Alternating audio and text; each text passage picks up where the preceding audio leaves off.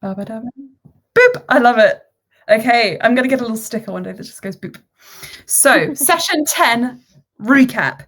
Guys, as you wind up your night at the Cirque d'Anomalie, you are immediately thrown into an obstacle course, which challenges you to claim one of 5 thrones suspended above the audience. Through a series of zany twists and creative turns, including summoning a trampoline and levitating bubbles, you all manage to take a throne while Ellie watches on from the sidelines, and you are each given a crown corresponding to the throne you've chosen. The Raven Queen for Erwen, Selûne for Yanel, Bahamut for Oran, and Savras for Valus. Although Valus's symbol looks a little odd at Savras. Odd for Savras. I'll just mention that. It's not Savras. Only Serena fails to take a throne and so enjoys the rest of the night's show with Ellie from the stands. The ringmaster shows his final trick of the night, which is making the circus disappear and reappear in front of your very eyes. Ellie, you remark that this shift has something to do with the black disc, that it's embedded into one of the thrones atop the tent, which looks remarkably similar to yours. Oran briefly explores the backstage of the circus after the show, happening upon Yosef the Missing Carney's tent. I need to plug in my laptop, excuse me. Happening upon the tent of the missing Carney Yosef. Oran discovers that he was somewhat of a budding actor, and the ringmaster believes that he fled the troupe to join a travelling theatre company, playing the role of a historical figure from the fragmentation who is one of the leads of this play, the role of a man named Laran Gaimon de Haine. You do notice a couple of suspicious details, namely that Yosef left behind some of his personal effects. You also discover here a stack of flyers leading to a magical tattoo parlour, which has branches all over the world. The 3 listed are in Melton, which is in Kalkarne, Ironstone, and in Asana. That's the name of the city. I have come up with it in Ashiysil. Asana. Asana. Wait, so it's not Ashiysil, it's Asana, the city with the High Solarian. Yes. How could I have not known that for 3 years? Because I never came up with a name for the city. It was only ever Ashiysil because I'm shit at world building. Lies. Biggest lie I've ever heard. You lied. Pugs. So where is Asana? Sorry? Ashiysil. Capital city of Ashiysil. Yes. Capital of. Okay, cool. Yeah. I fully zoned out. That's all good, don't worry. I'm going to put the recaps in the chat as well so you guys can read them if you need to. All of Oran's troop had been thrown in the bogey for bad behaviour and causing general ruckus, and you guys freed them. Valus, you sneak away from the group to meet with Malik, who apologises for hitting you in the bar. But regardless, you use the magic which Drift helped you harness to command him to never use your secrets against you or reveal them to the party. Yanel especially. What that means and what those secrets are remain to be seen. After Malik leaves, your dream visitor, Drift, tells you that his magic is permanent as long as he wants it to be. Ellie, you make an important discovery. There are bones. Bones on the grounds of this circus. Human knuckle bones. The perfect bones to finish off your set of divination bones. She was like, there are human bones on the floor. Perfect for my collection. You now have a yes, no, and maybe set of bones, which allows you, and I will make this a proper item to put in your thing, to cast questionably cast augury once per day. Again, augury is by nature a questionable spell, but it's a fun one. Yanel inquires about your obsidian disc, which is attuned to you. You examine it, and it suddenly teleports you 20 feet or so away. And during that teleportation, as you kind of move through space without moving at all, you see a blanket of stars. Now, I have also added a feat to your character sheet, which is custom, so I couldn't do a casting time or like a uses on it, but it is Misty Step. So you get 1 use per day of Misty Step from now onwards, and that resets on a long rest. So, after the circus, Valus and Yanel decide once and for all that they both need to get professional help and just be friends. Yanel also gives Valus a cuff of warding to protect him without binding him to them while they sleep. Bo escorts Eowyn It's to hard her. to break up with someone when you're handcuffed to them at night. Yes, exactly. Bo escorts Eowyn to her room and cautions her against pursuing Callan's murderer and potential resurrection, any further. He believes there will be no closure for her at the end of that road, only pain, Oh, whatever that someone knows means. Well, that's speculation, actually. Allegedly. J'accuse. After that, Valis sneaks into Eowyn's room and they conspire to convince Zarina to go home, which turns out to be far easier than either of you ever could have imagined. All you guys needed to do was do a bit of this. After a disastrous breakfast, where Yanel attempts to sort of explain himself to Zarina and why he left the Maasai and the Regency behind, Zarina tells her side of the story regarding Yanel's running away from the Maasai and abandoning their duties as regent. She says that her father, the last remaining king in the Maasai, is sick and needs a regent to help run the country. She leaves in a fit of anger after she is, from her perspective, consistently lied to by two of her closest friends or allies. Valis, you pursue her. Yanel and Ellie, you guys sneak up along, but eventually, with Yanel realizing that he is ostensibly spying on his two closest, most trusted people, that it doesn't like that. So along with Ellie, they go off and decide to go eat matcha strawberry cupcakes instead, which I think is a far better choice than spying. I would always choose a matcha strawberry cupcake given the option. Valis and Zarina have an argument, which leads to him telling her he's going to send her his will. She's shocked. She seems to also admit feelings for one Eowyn. Who knows? Who knows? She leaves regardless, and though shaken, you guys are all able to go about your day. I'm going to just take the liberty of skipping forward an hour or so. After this tense start to your day, Valis, knowing that Ashiysil, a fresh start, at least for a few weeks, a break is just around the corner. I presume you're going to try and sort out stuff at your apartment? Yeah. Yeah, by yourself? I think he might ask Ellie to guard the door whilst he goes in, if he can snag Ellie along the way. Sure, you guys can have gone back to the apartment. Not the apartment, excuse me. Hang on, sorry. Sorry, I need to turn off the notifications on my iPad. You guys all go back to the it's 2, he's just landed. It's Emma's friend who just came back from Japan who met Ito Junji, and I'm so jealous. It's fine. I'm not crying. Sorry, I want to be able to focus. But I sent him like 50 messages in a row. So he's probably just opened his phone after a 6-hour flight, like what? Anyway, you guys all head back to the manor where you've been staying, Yanel and Valis' place, with cupcakes, fish, savoury cupcakes, matcha strawberry cupcakes, or the whole works, planning your day. So yeah, you can grab Ellie.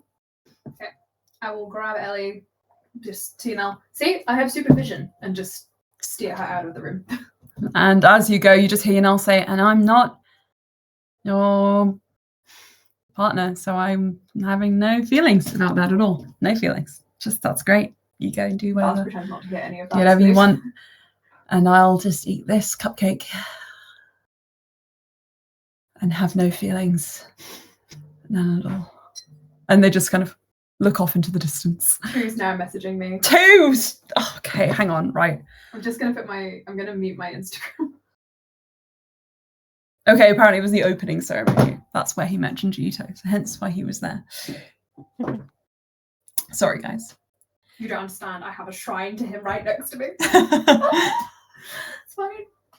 It's like if you met Abby, like the creator of Sailor Moon. Aelin knows who Ito Junji is, so I'm just saying that to you. Yeah. It's like if you met the evil queen at Disneyland. The evil queen. Ah, my queen. It's fine. I will. I'm I okay. will meet her. You will. So you grab Ellie. Yeah. And you guys, Ellie, do you go? Yeah.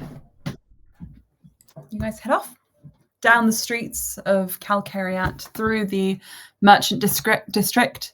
You do pass that jeweler's shop, which Yanel stopped by the other day, in case, because I know you mentioned you might want to poke in there. It is open, just in case that is of interest to you. Can I quickly do that? Yeah, you can do. So you head on inside. It seems to be sort of the kind of place where you customize your piece. So there are rows of, Ellie, you'll like this. There are rows and rows of precious stones. Some of them are like roughly hewn and have clearly not yet been polished, but are on display anyway. Some of them are like fossils. Some have like amber with like different bugs and things trapped in that. Some are precious stones that have been polished perfectly to add into rings and jewelry, earrings, and so on. And then there are settings. And then at the back, you see two people. You see a young man with kind of red hair, tied in a low ponytail, who seems to be just like he looks like he's in his like mid-teens.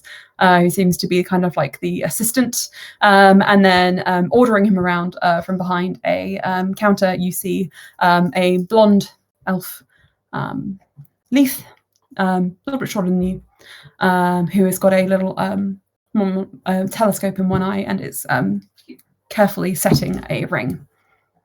So many shiny rocks. It is true. It is true. Oh, but Ellie, make a perception check. Deposit Ellie right in front of the rocks. Ellie, make an investigation check for me. Or a perception, you can choose. I think these both apply. Okay, that is an 18 on the die, and did you say investigation or perception? I think you can choose. Both of these would apply. They'll kind of give you slightly different, but I will take investigation since it's higher. Check on your tea. I did take on my tea. Tea is dangerous. It's okay.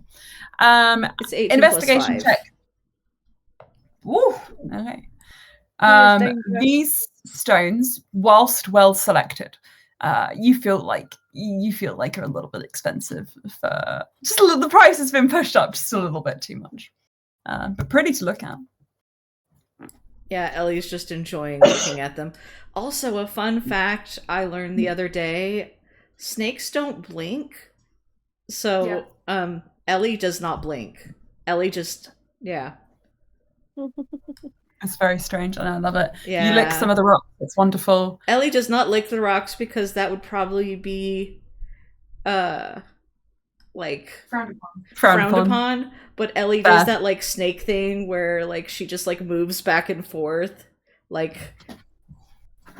clearly like enjoying herself. Oh, it's just so cute. Okay, so cute. Okay, so Valis, you approach the person behind the counter, who looks up at you and says, "Huh, a long time no see." Yeah, only like 2 months. Bit longer actually. You've been occupied. Someone's keeping count. Sorry, I have a question for you. And what is your question? He kind of leans on the counter. Ignore my snake friend. They're just gonna peruse. Yeah, things are a bit too pricey here. Don't put any of those in your mouth. I wasn't gonna. Okay. But if you want any licking rocks, I have a few rejects behind here which I can give to you. Good deal. I will certainly consider anything that you would be giving at an actually good price. You can have some citrine for free because you're Valis' friend. And I don't trust his motives. So if I get you on my side, then he's more likely to behave himself. And he passes you a chunk of citrine. Thank you. You're most welcome. Still on my side. Well, how long though? I've already got your other friend, you know. That's what I was going to ask about. What did you all come in here for? Well, he comes here to moan about his problems with you sometimes, not often, but occasionally. And by moan, I mean more like allude to the fact that terrible things are happening and everything's very sad. In truth, they came in for the usual reasons you might come into a jeweler's store. have a look at my wares, inquire about my services. Did they get you to look at anything of theirs? A lot of people get me to look at things of theirs. But in this instance, they did. And by that I mean jewellery. Which was? Why would I tell you? Can I catch Sari's chin and just like bring it up? Come on, old time's sake. He swats you with his hand. Release me. Please? Make a persuasion check. I haven't got any of my dice. Okay.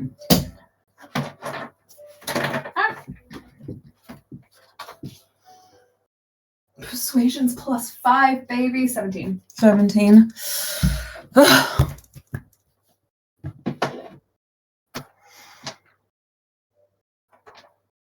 Fine, I'll tell you. But I'm not happy about it. They wanted me to look at a necklace, holy symbol of theirs. Rather dirty and warped and broken. But regardless, I gave them what information I could, offered them a fair price for cleaning it, and they said they'd rather do it with magic.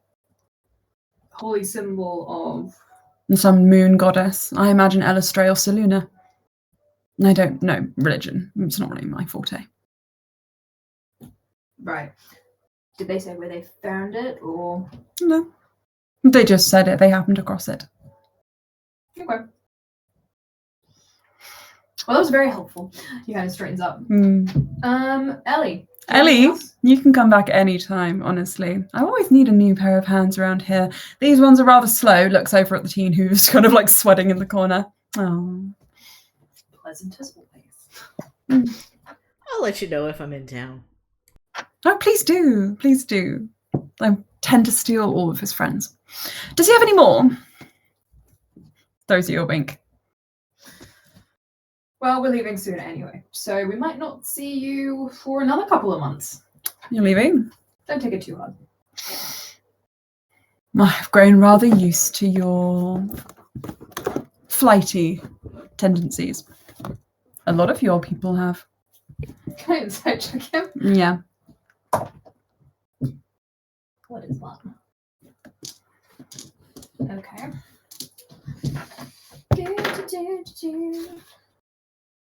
14. 14? Oh, he's obviously talking about the fact that you've not been hanging around with him for a while.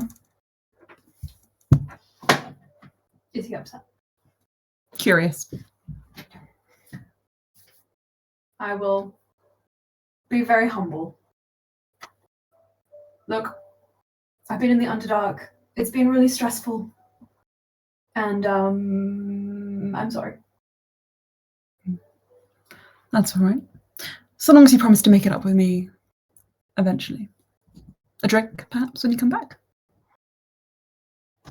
I can definitely agree to a drink. That's fine. That's fine, isn't it, Ellie? Yeah, hydration is very important. Agreed. Well, we'll see you around. Thanks for the tip on Yanel. Ellie, are you sure you don't want anything? No, it'll give me something to come back for. Right. See you, sorry. See you later. You head on out. I'll swing Ellie out of the shop. Mm-hmm. And he will make his way through to Callan Man proper to go to the apartment.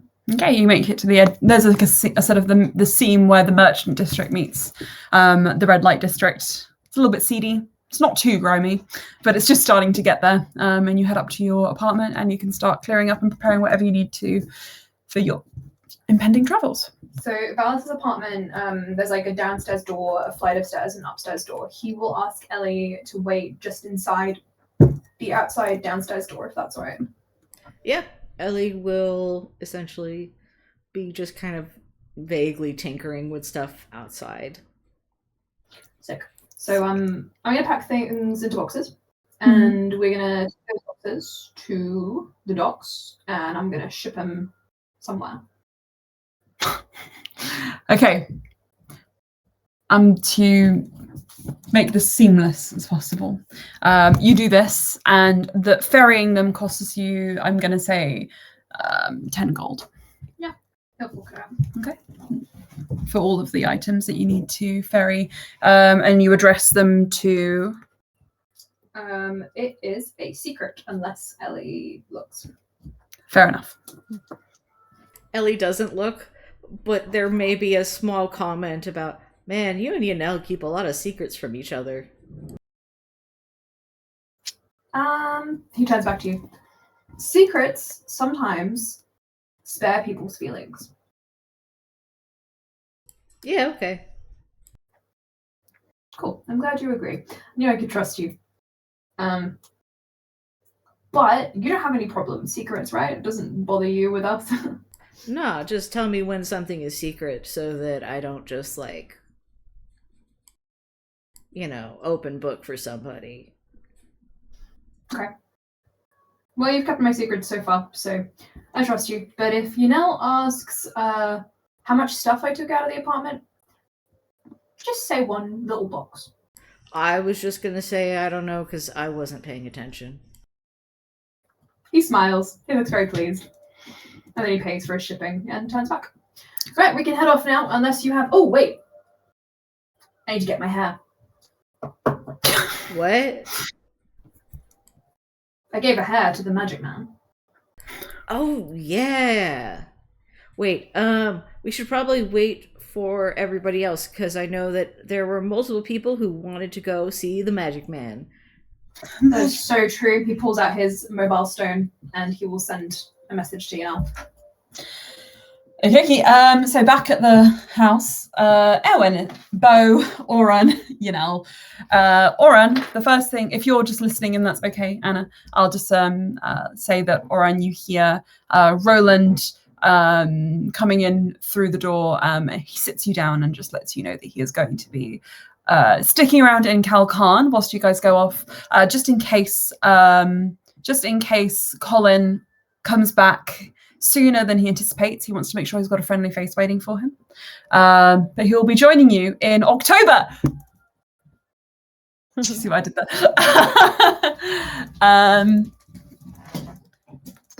Until then, he is going to be staying here. And other than that, you are free to do whatever it is you wish. With regards to your days. Bo is a little bit shell-shocked and has just been kind of like pacing back and forth around the kitchen, just like quietly seething. And he taps his hand on the table and then turns around. Right, I know what to do. He looks at you now. Your Highness, I must return you to the Messiah. Oh, fucking deck you, man. Let me explain. And Yanel immediately is like, Erwin, protect me. And Bo says, no. I will explain, and I have my reasoning. Here. He sits down. Zarina, Her Highness, the princess, is upset, and I understand that her words may come off as forceful, but she does have a point. The monarchy, I don't know if you realize this, has been in disarray since you left, and nobody is particularly happy about it. I believe now that my duty is to remain by Erwin's side, but I would also feel a duty to my country, as you surely feel to your family and your people. And I feel like I'm losing my job.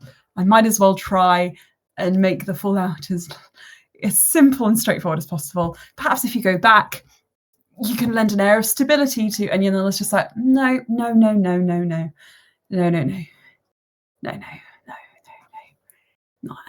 hiding behind Erwin. Mother. Erwin, you agree it's a terrible idea, right? I don't know what Erin would think.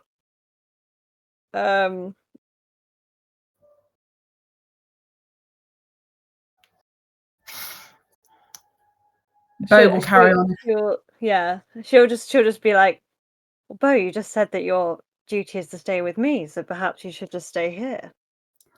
I understand, but everyone is looking for them, and a lot of people are worried. I feel like if I'm going to leave my service, I shouldn't leave it in such disgrace. I should finish this and come back, or maybe I should just stay and I should just pretend I never saw them. Ellen will just put her hand on his shoulder and be like, they can wait a bit longer. They'll be fine.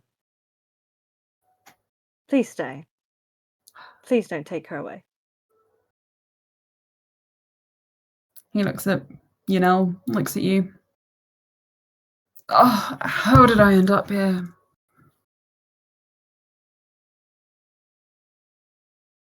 He holds your hand, Owen, and gives it a squeeze. I've been too hasty. I apologize. And Yanel says, I don't trust you yet, but I will.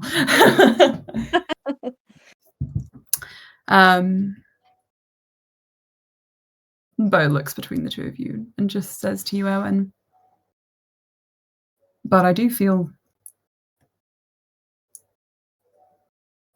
perhaps I understand a little bit of what you feel, Yanel. I do feel that I cannot leave you now, that I have seen you and I know, well, what I know. And he gives you a look. If you are going to Ashiysil to continue your research, I will follow you there. If you'll have me, but I will throw up my hands and return to Erasure if this is what you require.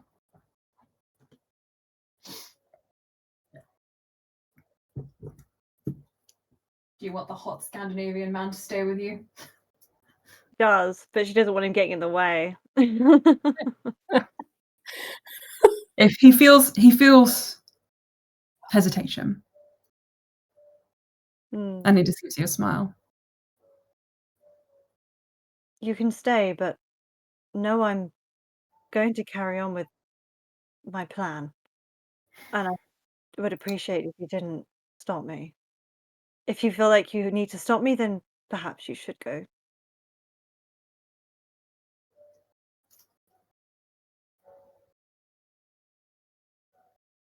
Perhaps I should.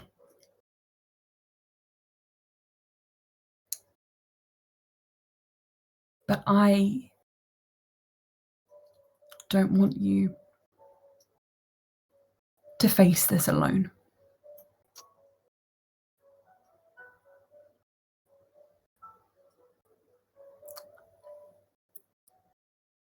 Say the word and I'm gone. Simple. Sorry. But Lily. I used to get in trouble for saying that on Thomas's jokes.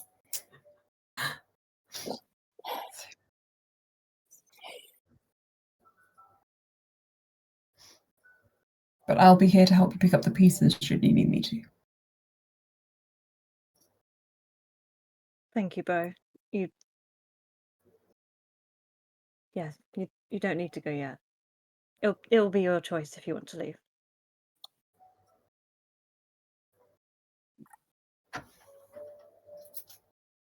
He stands up. Well, I'm going to go and tender my resignation. Shit, man. Won't be forever, but It's a sabbatical. Serving with the steward of Erasure hasn't really been the same since all that happened.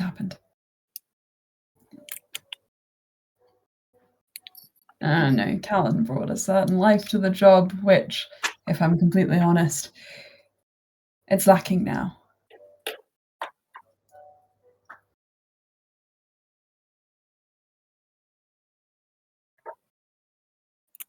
Lost myself from the internet. Sorry, It disappeared. It's like it froze. Oh, I thought Well, there's a long dramatic pause. That's Very okay. dramatic. He was like, Very dramatic. I reminiscing, do like- actually watch back the YouTube videos, and I try and like judge. Okay, how long is too long to pause, so that I know that you guys don't think I've stopped talking. I think I've just about got it. Though sometimes I take a long time to think. I appreciate you all for bearing with me. We But yes, appreciate both you for has, your storytelling. Sorry. I can't remember exactly where he left off, but he just says, "I'll follow you." And at that point, you guys can reunite. Say it's midday. Everyone has a bite to eat.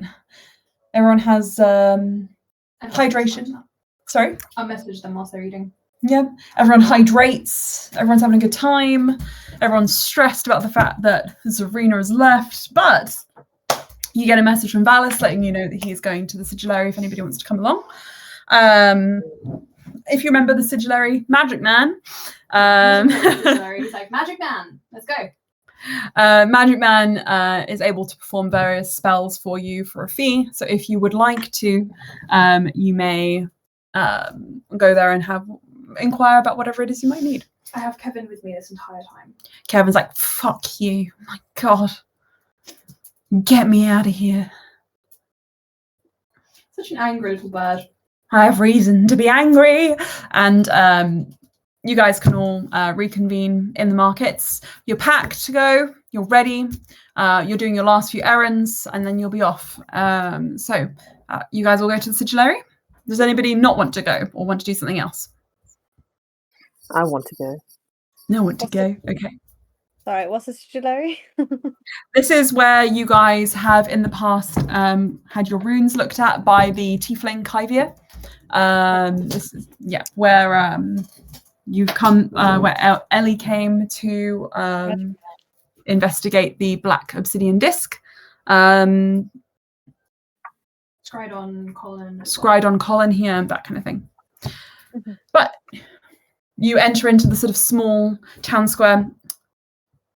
I had a detail. Oh, damn it. I'm never going to find this now. Sigillary. Recap. Wake. Runes. Yes. Okay. So fun being Guys, you enter and Ellie, as you kind of enter the small hidden away little square with magic shops on all sides, you look over to the shop where you purchased your bones for Snack, who is pawing at the window like kind of like looking to see whether any of his bone buddies are still in the shop. And you notice that it's completely been cleared out, absolutely empty. All the windows have been boarded up. The clearance sale is over and the property is completely vacant. And the druid woman who serves you seems to have scratched her shop name off of the signage. The shop name was Fae's Peculiarium. I will put that in the chat.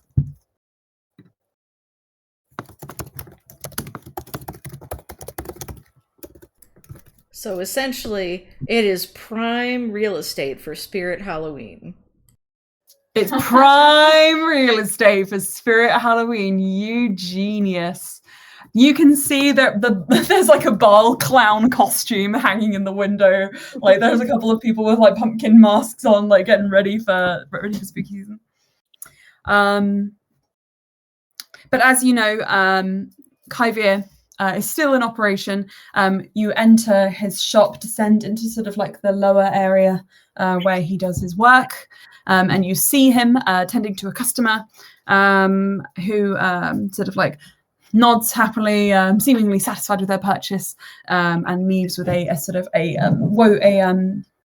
box with a rune inside, and a pleasant look on their face.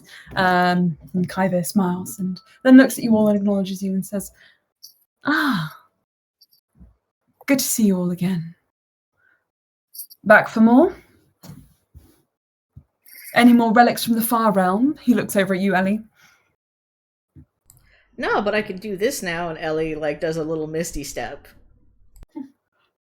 That's remarkable. Truly remarkable. I see. Okay, cool. Sorry, saw your message. Truly remarkable. And he looks closer. How do you do that? Can you do it again? Ellie attempts to do it again and nothing happens. Nothing happens. Does it? She just shrugs. That's so peculiar. I don't even know what to ask you. When did this start happening? Oh, the other day I looked at it in like the magical darkness that you suggested, and now I can do that. At least once. Maybe one day twice.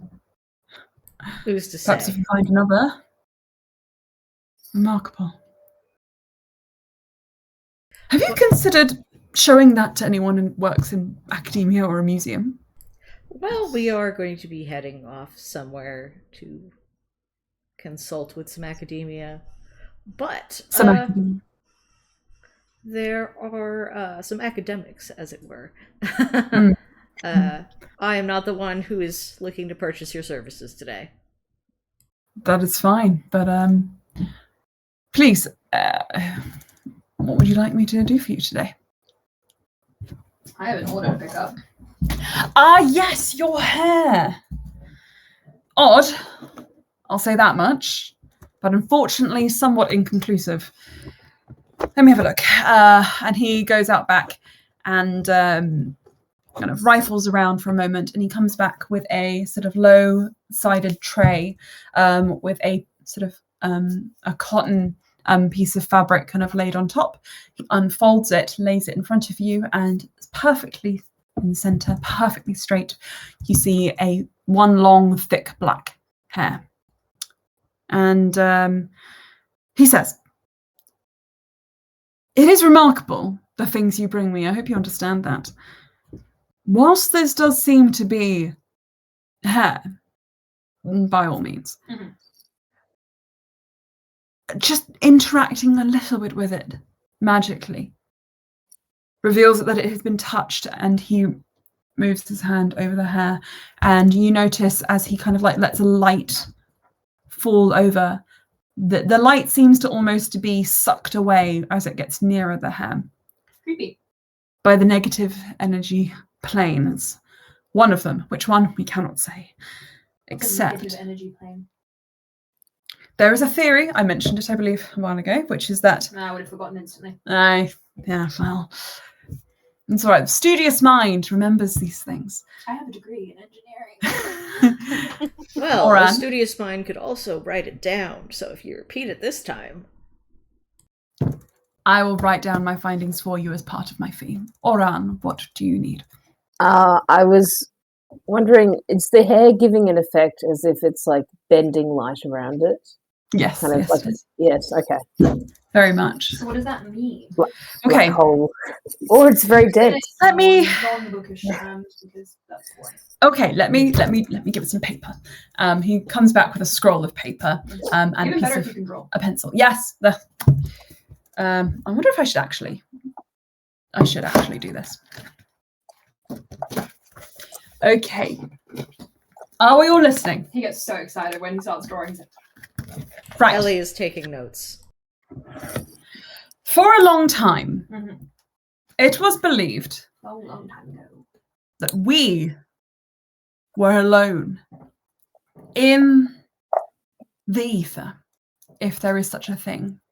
In the space in which we exist, we were alone. This is not true. Well, whatever you want to call it, the ether, the universe, the world, the planar system, we know it now. Okay.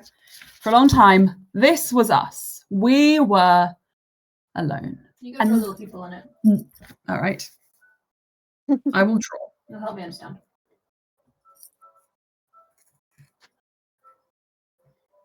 It's me. You're like a cat. These are clearly horns. I'll add a tail to make it clearer. You look more like a cat. Well, I'll add my facial hair to make it clear that I'm a masculine man. A masculine cat. Still a cat. He just keeps laughing. I love that. That's not the point. That's not the point. Sorry, you got waylaid. Then we discovered. You're very distractible. Then we discovered the Feywild, the arcane. And we realized that there was a higher plane of being which was interacting with our own.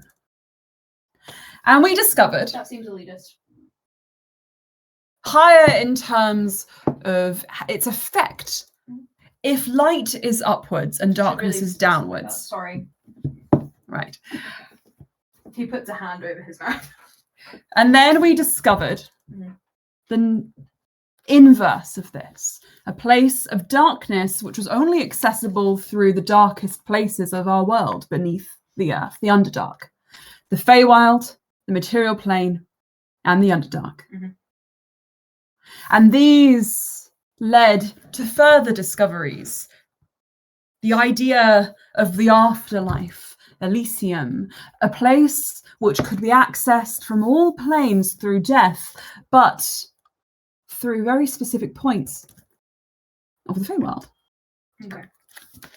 The same could be said about the Hells. Could be accessed from all planes through death. Hey, Kevin, it's your favourite place. Fuck you, go to hell. What? What a creature. Regardless. But could be accessed through recesses of the Underdark. And you see the stack goes on. Okay. And this theory held water for a long time until someone said, if all these things can be accessed through death, are they truly a stack at all? Would it not make more sense to see ourselves in a bubble? A bubble. In which the planes float around, perhaps sometimes more tethered than others, and can interact where they cross over. What's outside the bubble?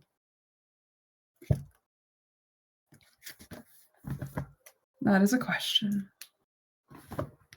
many are trying to answer.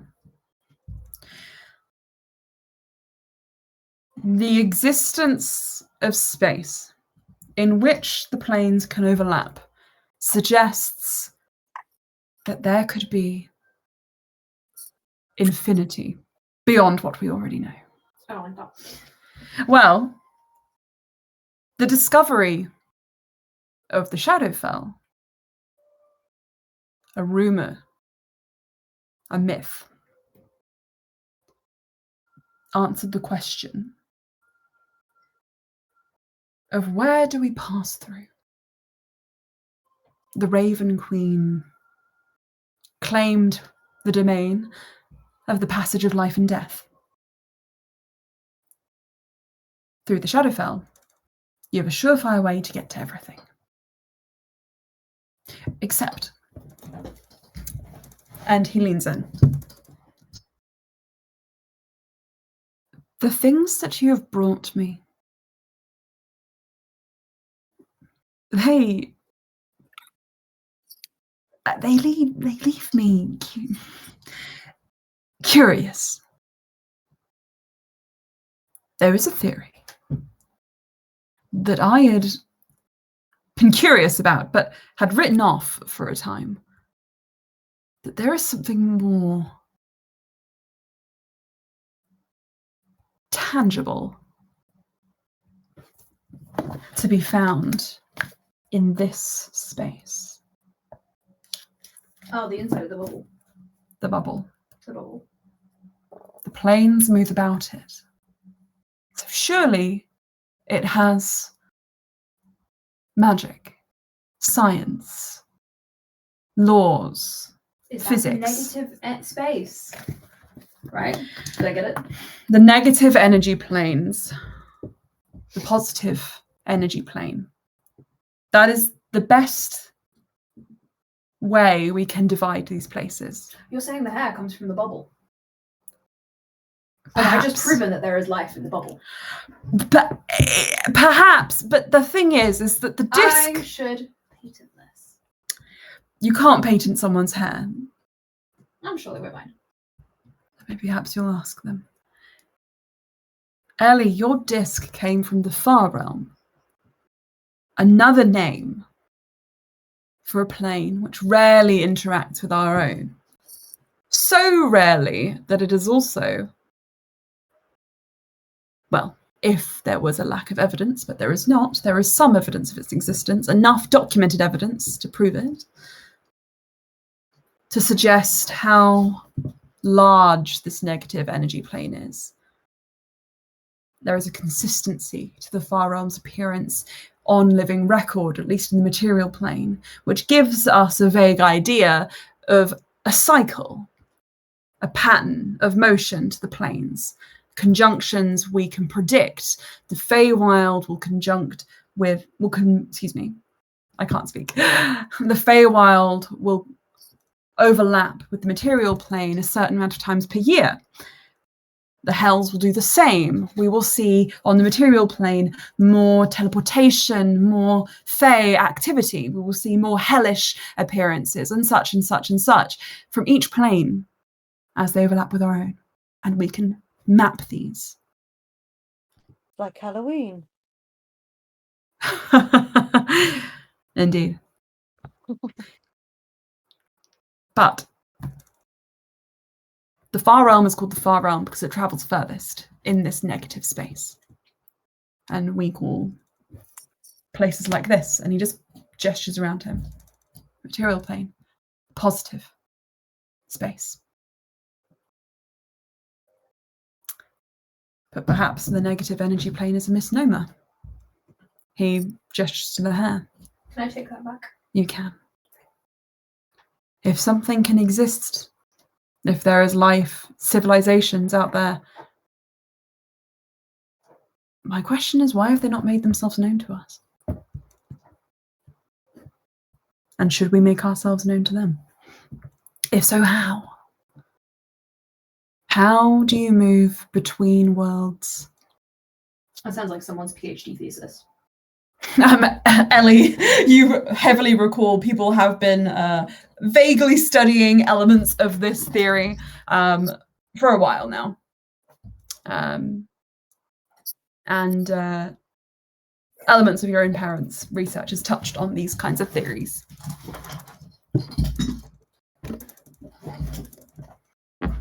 But they're a bit more grounded in the material plane.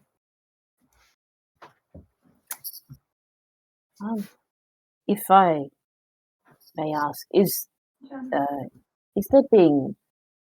research being done on? Well, there's a lot of cultures and civilizations just on this plane, who presumably have mapped out when passages between planes are thinnest. It's just maybe that it's not all put together in a comprehensive thing. Maybe that's, I'm sure. Look, I'm not a scholar. I'm not in the scene. Pools. When they get thinner. Yes. Yeah. Maybe there's work that is being done or could be done in getting the retroactive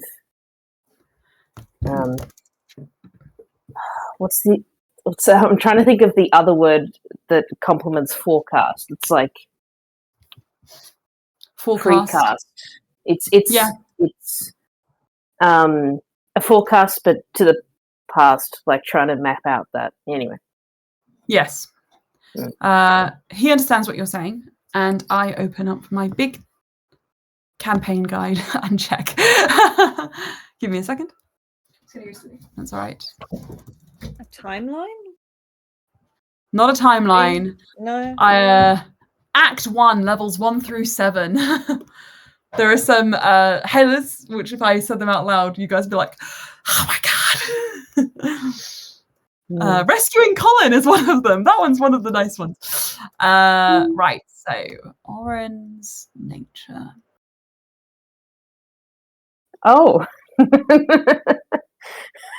No, this is just you already know this. Oren's nature as a prophet is revealed is like the first line of your okay, right. Yeah.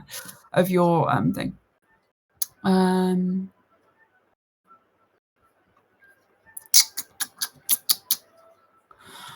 I'm just reading.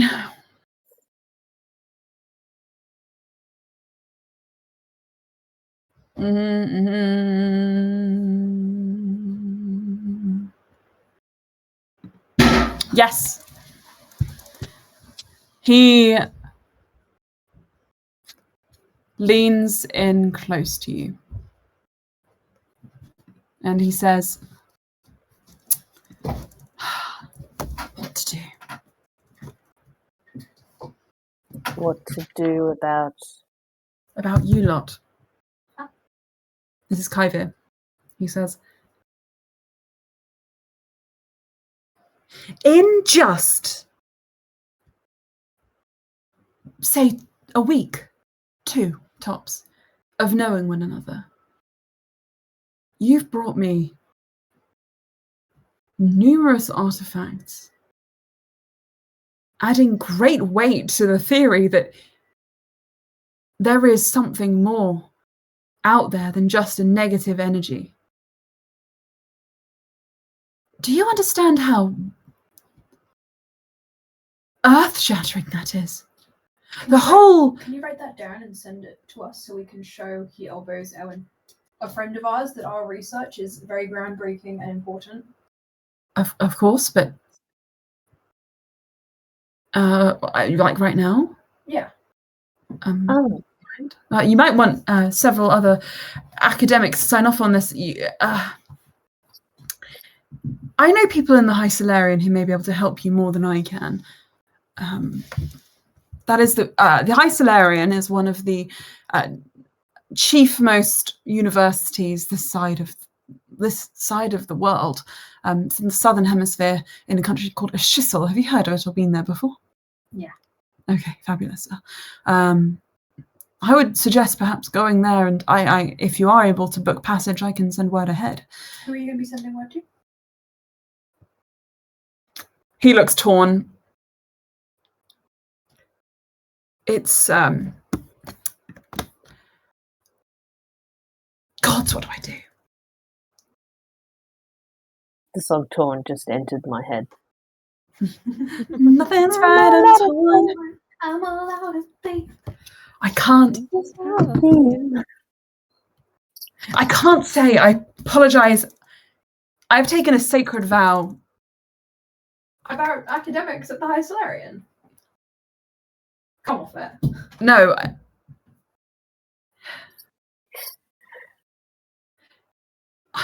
We need names if we're going to go there. God damn it, fine. All right, you've got me. But how much he tells you is going to come down to a persuasion roll. So who would like to do this for the group? And if 2 people want to do it, then you can add your rolls to. Then you can both roll, and whoever gets the higher roll, we can go with. Okay. What is that? 19. Just wait 1 minute. Oran?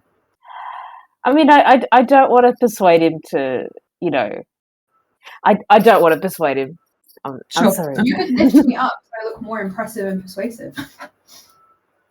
You glow a little bit, maybe. Actually, there is something I wanted to sort of. I'll sort of talk to Ellie, but like loud enough so everyone hears. Like, Ellie, have you mentioned the second disc that we saw? Well, I certainly could, Kaivir just looks absolutely gobsmacked. Second disc? We were at the Cirque de Normally. All right. And it was incorporated into the performance. A disc? Yeah, mine kind of seemed to react to that one. If you want to make people travel through space, maybe they have a disc that does the same thing. An artifact from the far realm at a circus. Yeah, it's just wild where you find stuff. It was a very high production affair. Did you notice anything unusual at all about the place? It's a circus. Ah. That's their whole thing is, I unusual. We there was a final act of the big tent performance where the circus, most of it seemed to disappear, leaving behind the patrons and the stands. But there seemed to be like a darkness enveloping everything. And then it was just us. And then people thought something weird was happening. So they started to leave. And then the whole circus reappeared again and did a final bow. It was very marvellous.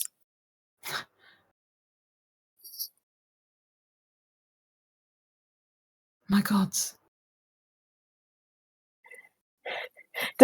I want to ask, is this... I'm this reading my notes just to make inadvertently- sure I Your can... message, by the way. Okay. Oh, sorry. Yes. Am I inadvertently making him more likely to tell us about this contact? Like, is this an accidental persuasion roll, or is this just like something that just fascinates him? Well, Valis rolled a persuasion check to get those contacts, and as you added that information to aid with the roll, he looks between the two of you and then addresses the group.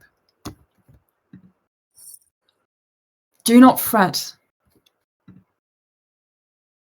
I am a student of Savras.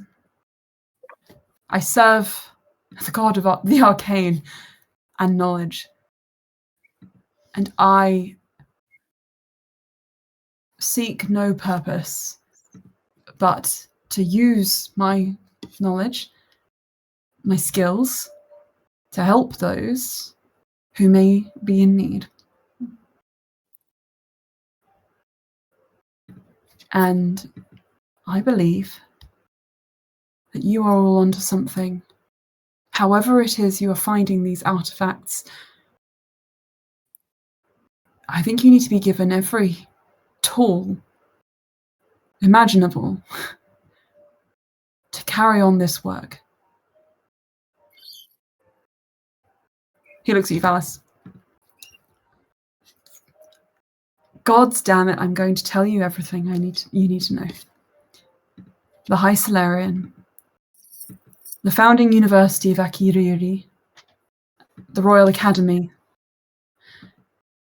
dozens of other universities, institutes of the arcane, temples, the Temple of the Platinum Dragon in a prayer. Even some in places like the Underdark. Even some in places like the Feywild. There was one in history who found their way after the fragmentation, purely just traveling, seeking knowledge and gaining followers. Those who wished also to learn and prevent what happened at Fey Ways 50 years ago, the almost apocalypse, from happening again. And you all know 50 years ago, there was an event in which the planes were almost torn asunder. And it was stopped by a group of people who have become the myths and legends of this, at least this side of the world.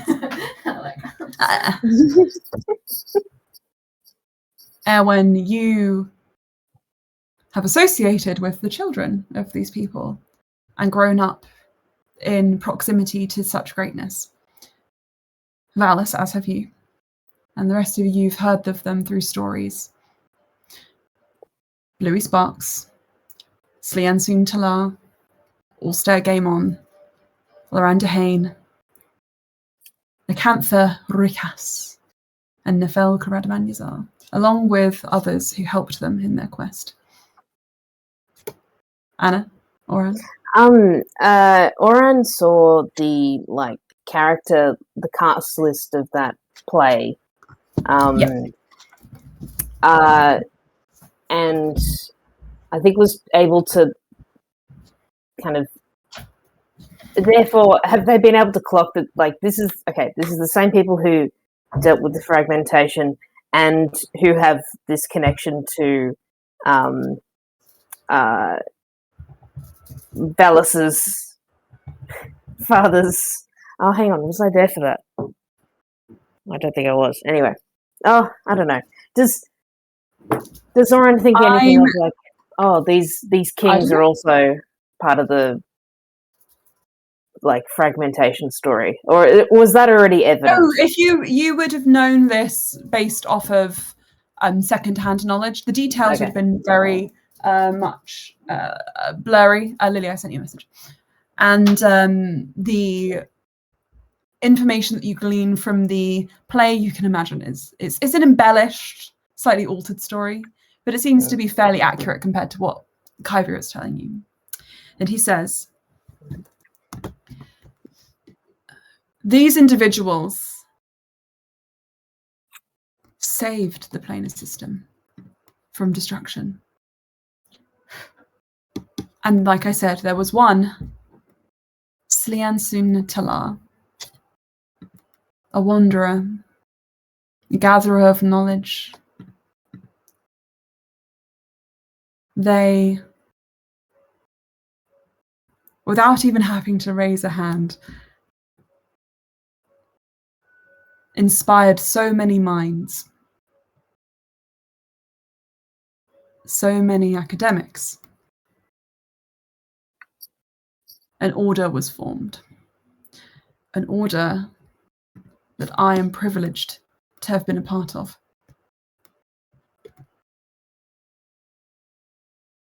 Under Savras, I know, a slight departure from the triple goddess that Slean soon worshipped, but it felt fitting. The Order of the Third Eye.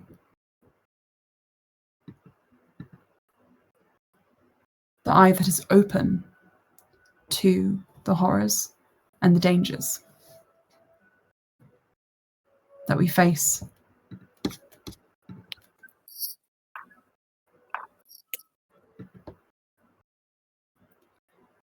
It is led by someone from the Mensej clan. Oh yeah, they love Sabras. Indeed. So boring. His name is Horus, and he makes it his mission to travel around and check in on all mages who have had any connection with other planes, other entities, those of us who have travelled afar in order to expand the web of knowledge.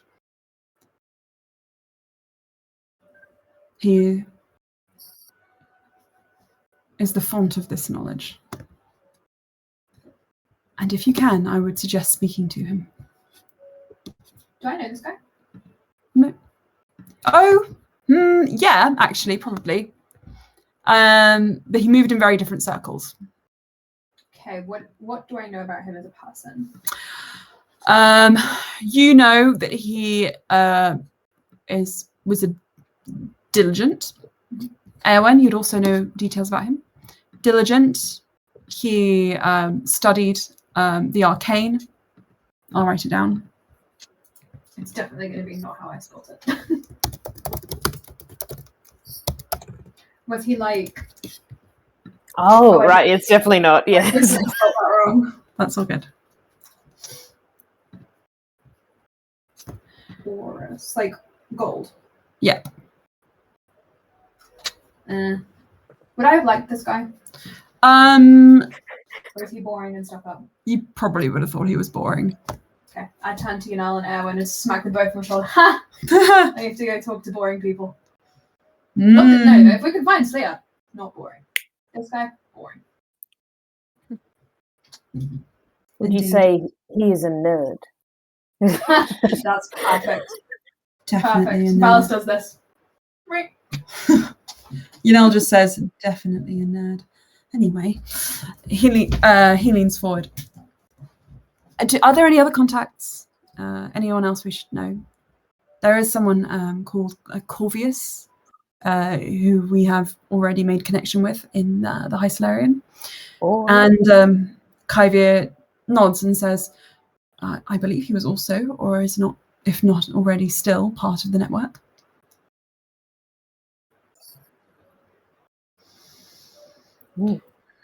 Anyone who wishes to learn about schools of magic, the arcane, anything at all, even something that may not be in your textbooks at school, I burned my textbooks.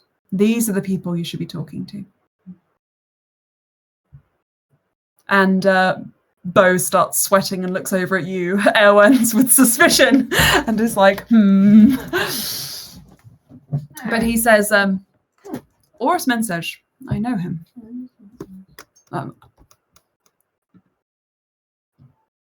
Right. I served his uncle, I believe, the steward. Oh, Becky's right. He is perfectly fine, yes. He's quite funny. Indeed. His family are wonderful and a guiding light for the country. Sorry, I haven't eaten lunch. I get more. Right, okay. He gets more annoying when he hasn't eaten. Yeah, I can tell. So you should feed me, darling. I ate, Yanel says. You ate. We ate. We had fish cakes. They eat. They ate. They ate. Honestly. Hey.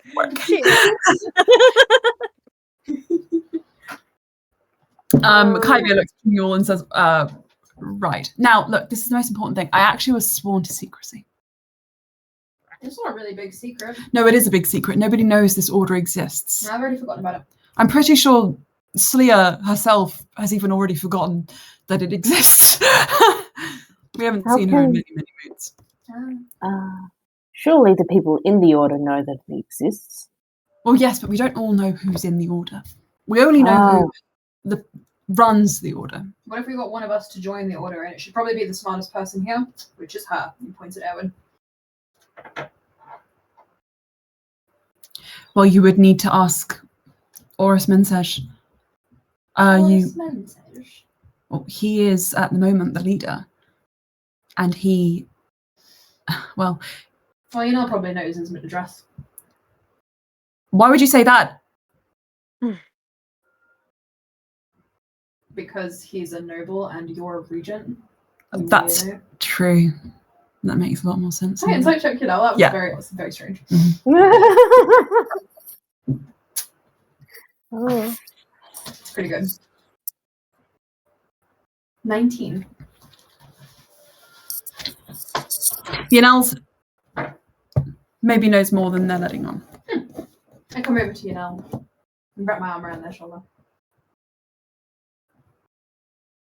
I'm going to Ashiysil to get therapy and nothing more. Did Oris Mensej bully you? Yes, Valis. He bullied me. See, I know you're lying.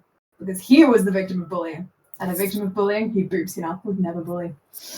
That's actually not true. That's 100% how it works. Okay, well, I read that in a book. It was a picture book. Was it called Diary of a Wimpy Kid?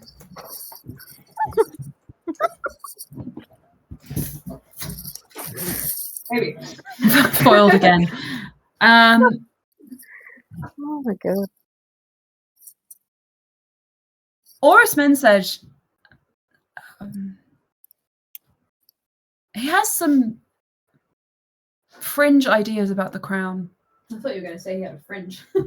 No, he's kind of skinny, small, Plain featured. plain, like stringy kind of. At least he was. And Kyvir actually says, no. Huh. It's pretty tall. How tall? About 6'4". He's not 6'4". I only know one person who's 6'4". Now you know too? No, he's definitely not. Oh. Maybe he had a growth spurt. 6'4". It's very, very large, isn't it? Maybe I'm wrong. Maybe, okay, right. He has a strong beak. 6'2". That is my final answer. Well, I'm 6 foot, so. And he's not. He looks like he can handle himself rather well. What's happening? Kyvir, Yes. how tall are you? And then how tall is Horus in comparison to you? After about 5 minutes of doing this and standing near walls, you confirm that Horus is probably somewhere between the 6'1" and the 6'3" range. And Valis is not 6 foot. No. Which is again, Valis. If you ever recall, Valis and Erwin, if you two had ever recalled this guy, you would recall that he was not that necessarily that tall, but he probably had a great spurt. Maybe he started wearing heels. That could be it. Yeah. I didn't look at his feet, for obvious reasons. I wouldn't judge you if you did. Mm. Well, anyway, putting that away, Obvious reasons. I will see if I can contact him to meet you in. We have to. We have to. You may have to, but no, you don't have to do anything. But if you don't, True, I don't have to do anything. But I will, out of the kindness of my heart. if you don't, I may approach him and pass on.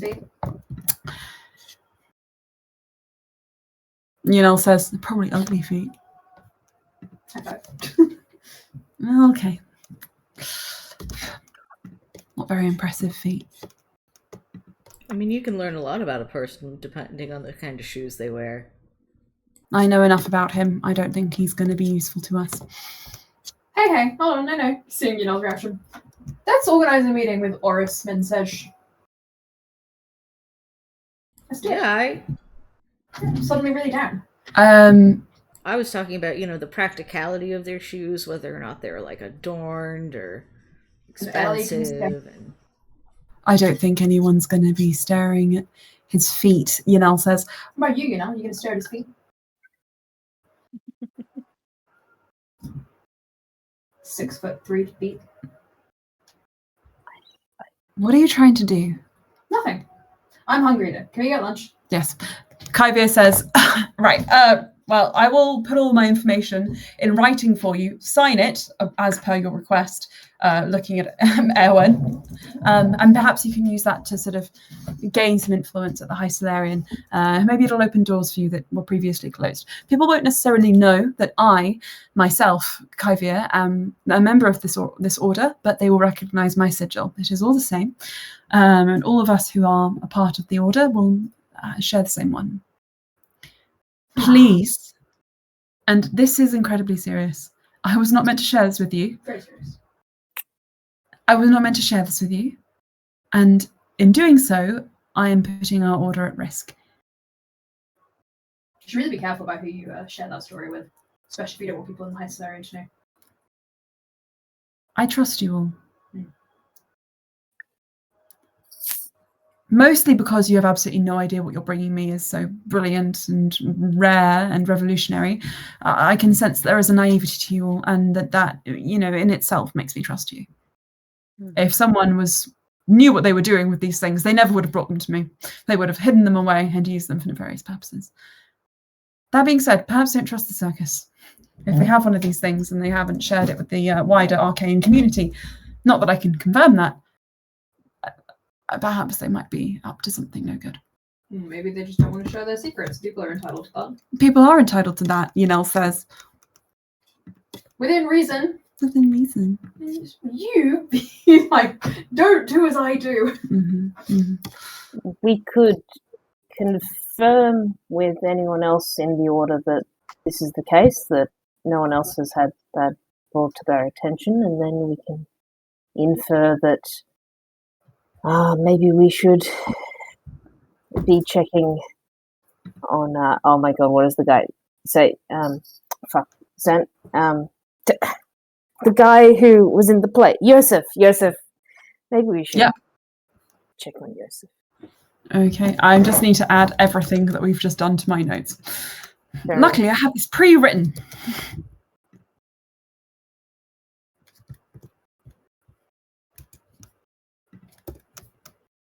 I think to summarize, the Order is very interested in how the planes intersect in order to avoid the great fragmentation. So, like the planes getting destabilized 50 years ago.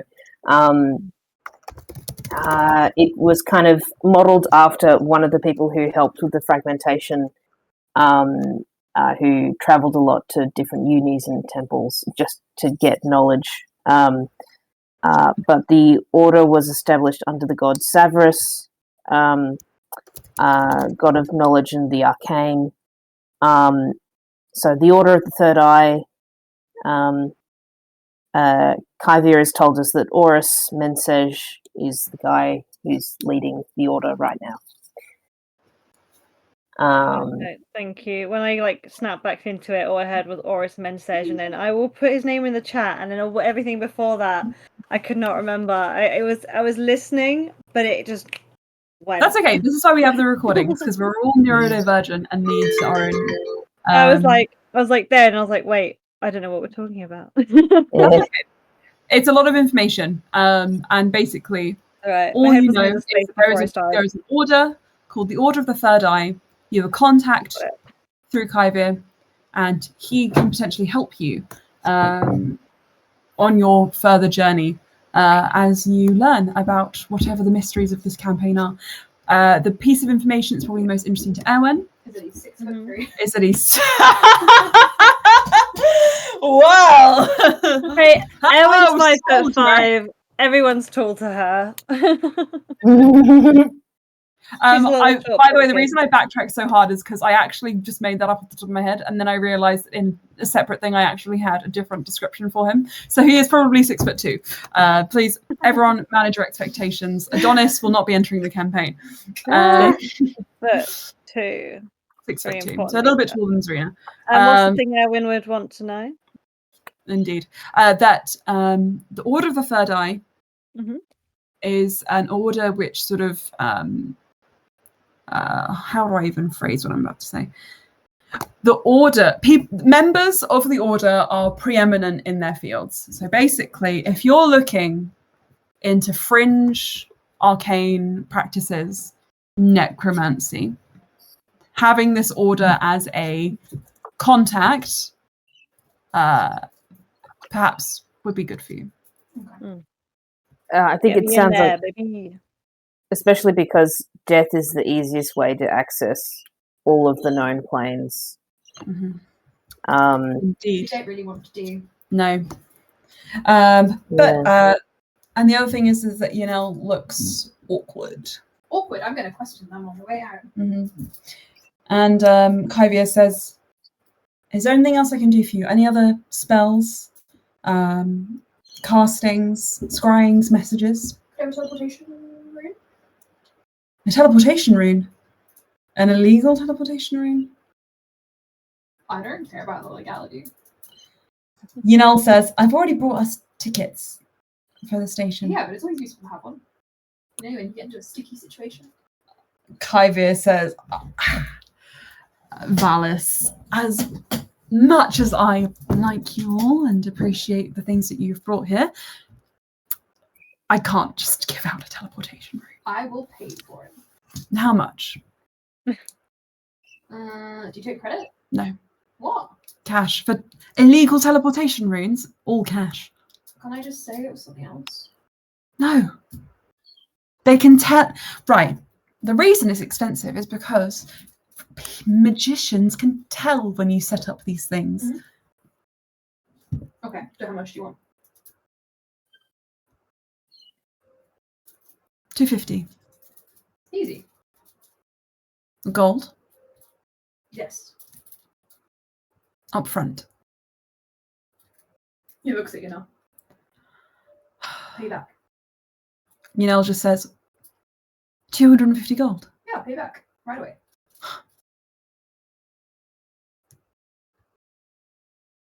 Imagine if we get stuck in a volcano and there's lava and oh my goodness, Erwin's heel broke and she's fallen over and we need to teleport her to safety. Mm-hmm. You see why it would be very smart to buy this rune. I will buy 1 rune. No questions. And I'm in charge. Are there any like spells that Erwin could learn? Like any scrolls or anything? Oh yeah. Okay. Let me just have a look at your character sheet. Do. And this is the teleport spell rune, right? I'm checking what it's things. I must learn everything. Okay, it is a rune. Yes, I will allow one teleport rune on Yunel's coin. But the campaign, my friends. No. Right, so campaigns. You'll pay them back. Principle of me giving you all random spell. Make sure you write that down. Okay, cool. The first thing I did, I was like, 1 teleport rune. You've already learnt Wither and Bloom, which D&D Beyond, by the way, is no longer compatible for Safari, which makes things really difficult. Huh? I'm going on Chrome now. Ah, Beyond has messed itself up. It's so messed up. There's- But the maps is so good. there's right. ways. It's definitely beyond me, so it's probably beyond most of us. But there are ways of spoofing the browser that you're using to make a website think that you're using Chrome, for example, when you're actually using Safari. Sure. I don't know how that works on Mac. I don't know how that works at all. Gotcha. Just an idea if things become like if Chrome is as RAM hungry on your Mac as it is for, I assume, other Windows things, then yeah. Anyway. The spell scroll bears word of single scroll. The way around it. Cool. In other words.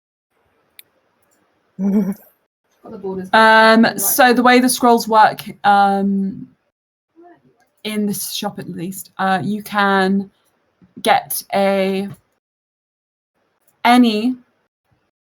first level spell scroll, which means you get basically a one-time use extra spell slot, or you can buy a specific spell for a different price. So with that in mind,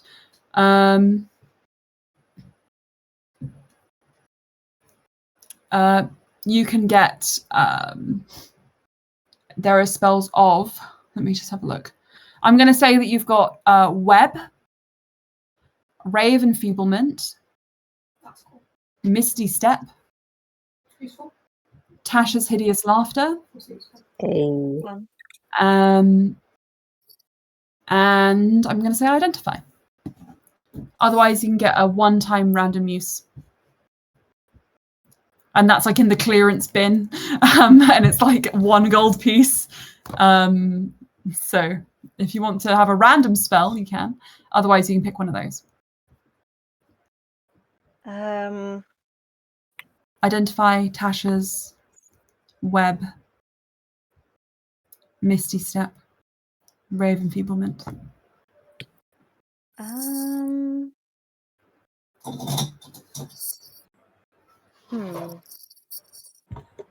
I'll write them in the Discord, and you can think. Yeah. Just tell me which ones you want. How much are they? The first level spells are 50 gold each. Okay. The second level spells are 75. Hello, I don't have 50 gold. Also, how Yunel much is are kind of like the looking clearance through bin? her purse, like. Sorry. How much are the clearance bin? Okay, so for the clearance bin, you can get a a random spell, which is a random first level spell for 1 gold, which I will roll for you. You can get, what can you get? You can get a random cantrip, again, for 1 silver, which I will roll for you, and it's a one-time use. So you can't necessarily like learn this one and constantly add it to your book. Okay. But they've just got a couple of those all filled up, as well as, you know, the usual healing potions that you might want for adventuring purposes.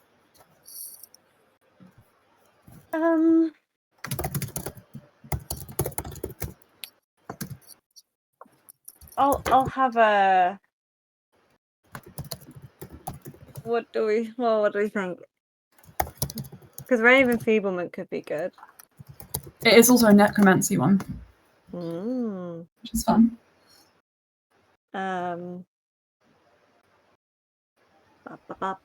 Could I get a Ray of Enfeeblement and a mystery bin one, or is it just one?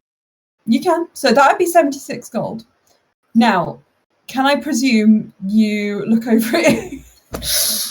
You know, it's just like Feels the eyes on them. I'm a bit short, friend. You are a bit short, friend. That's very funny. Okay. Very funny. Yeah. Okay. How much Seems do like you you set that one up. It's okay. I have immense wealth, and I'll use it for good. So, you know, it's like, necromancy spells. 76 gold. 76 gold. They give you. Let me have a look at your inventory. 500 gold. 10,000 gold. They give you 80, so you get to keep 4. Ooh. Sweet. So you now have 47 gold. You are still poor, but that's part of your character backstory. If you were rich, then your story wouldn't make sense. But you've got rich friends, which means everything is available to you. And you can add a random spell scroll. So I'm just going to add a spell scroll to your inventory. I was like, oh gosh, I am going crazy. La la la la la la la. How interesting. I would also like to get some random spell scrolls, just while you have the list pulled up. That's amazing. Okay. So yeah, that I wrote in the. So you've got Misty Step, Web, Identify, Tasha's Hideous Laughter, and Random. So do you want a random one, like a truly a random one? Yeah, I will spend 5 gold to get 5 random spells. That's so fun. Oh my god. I would like a random one too. Okay. Well, I've already bought one, so. You can use your 4 gold from your. Yes. Okay. Oh, I could do. I could use my extra gold. It's like a stranger's gacha machine. There's Yeah. It is. Okay. Right. How many? You wanted 5? Yep. Okay. Can you roll me a D100, please? 5 times. Sorry. May I join in and also purchase 5? and use up all of it. Your Nell's money. Yes. You know, it's just like, how are you going to buy lunch? Oh, okay. I'll buy lunch. No, this is what having friends is about. No, it's not. We'll go to the bank. I'll get some money out. It's fine. No, seriously, it's fine. I would like to take Yinel's purse. Hey, sleight of hand. Okay, you can, if you want to, you can type those rolls in the chat, or you can read them out to me. An 18 plus probably pretty good. 21 sleight of hand. Okay. 21. I let them see it though. You know, I was like, hey, and then you kind of get it. So what are you am I doing? rolling? A D. You're rolling a D100. So that is the D100. 2 ones that look the same shape. Okay. Yeah. Yeah, 2 of those. 2 of them. Actually, Yeah. that's not cool. Yale looks at you, slightly pissed, but says, "Why?" Because you're giving out too much money.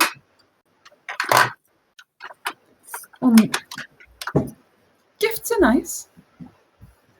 Uh-huh. Just in case, he puts it in his pocket. I'm gonna look after that. Okay. Right. You got this So, one.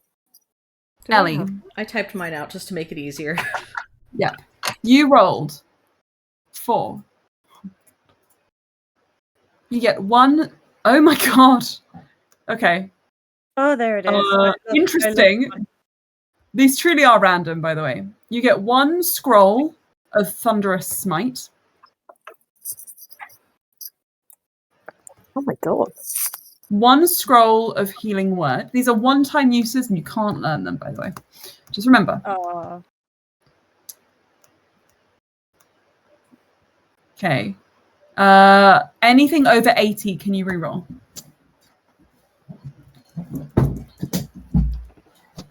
No, that's 3 of your numbers. That's Yeah, I know. Yep, I will type them. You in. roll into Zero. your hand. okay. Anything over 80? I Yeah. shall remove that one. Okay, and I'll do that one again. And I'll do that one again. Ellie has Thunderous Oh, no, Smite, no, do and that one then again. Healing Word, Healing right? Word. That's all. There we go. 26. Okay. 154. You then also get a scroll of Comprehend Languages. Ah, You get a scroll of Fairy Fire. And Ellie, your last scroll is a scroll of Shield. Mhm. And I can't learn these scrolls? No, these ones are random. As in, No. they happen in the moment. They don't have anything necessarily written on them. They've just got kind of like scrawled out vibes. They're very much like damaged goods, if that makes sense. Yeah. But the one you paid 75 gold for, you can learn, which is Raven Okay. Field. Yeah, So I'm Raven expecting Field- these could be clutch. So Yes, Comprehend Languages. And I also what purchased was the 32? random one. Shield. Sorry. And if you also, just by the way, if you feel like these aren't necessarily right for you, you can share them around the group. That's completely fine. Where was the last one? Was what is that at number 2? why can't I read anymore? Yeah, I got a 2. It's interesting. Fairy Fire. Okay. My turn? And then Abby. I'm like a scroll goblin now. I'm like, tell me what scrolls I have. There are none left after this. You guys completely clear them out. There is 16. You get 1 scroll of color spray. Ooh. You get 1 scroll of Healing Word. 1 scroll of Dissonant Whispers. I'm just going to write this down. Mm-hmm. I should have priced these higher. And you get. Maybe I would have lost more money. This is so true. Searing 1 scroll of Searing Smite. Again, the Smite ones, if you're not making weapon attacks, I would give those to people who are more melee focused or more weapon attacky focused. And then you get 1 scroll of Alarm. Okay, there you go. And that's it. Oran, Kyvia looks over you as you look at him with a questioning eye and says, anything else? I keep thinking, you mentioned how death seems to play an integral part in traveling between positive the planes. Yes.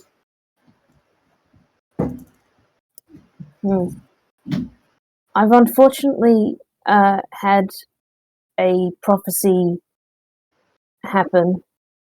It was part retroactive and part predictive. But I know there's only one data point, I guess, but it was about deaths of people I did not know. Are you asking whether or not any connection to the planes has brought on an understanding of death or something like that? Yes. I am. It is uncommon for those who have been touched by another plane to gain knowledge from it, that whether that be arcane knowledge or otherwise. I would say if you believe you are having visions or prophecies of the future, I would seek out a cleric.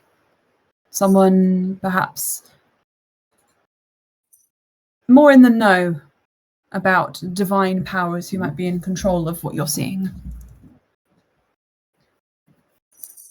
I am a scientist at heart. This is not where my specialty lies, I'm afraid. Clerics who follow the Raven Queen, for example, or... He casts his mind around. Everyone can make me religion checks if they like. Well, wait. I don't think I would. Okay, fair. Oh, hidden by the... Oh, great. That's a 7. Okay. 18, if we're all doing them. Yeah, okay. 7, 18. Anyone else wants to? I'm good. Okay. I don't go into that religion guff. Yeah, it's not my cup of tea. I'm just checking.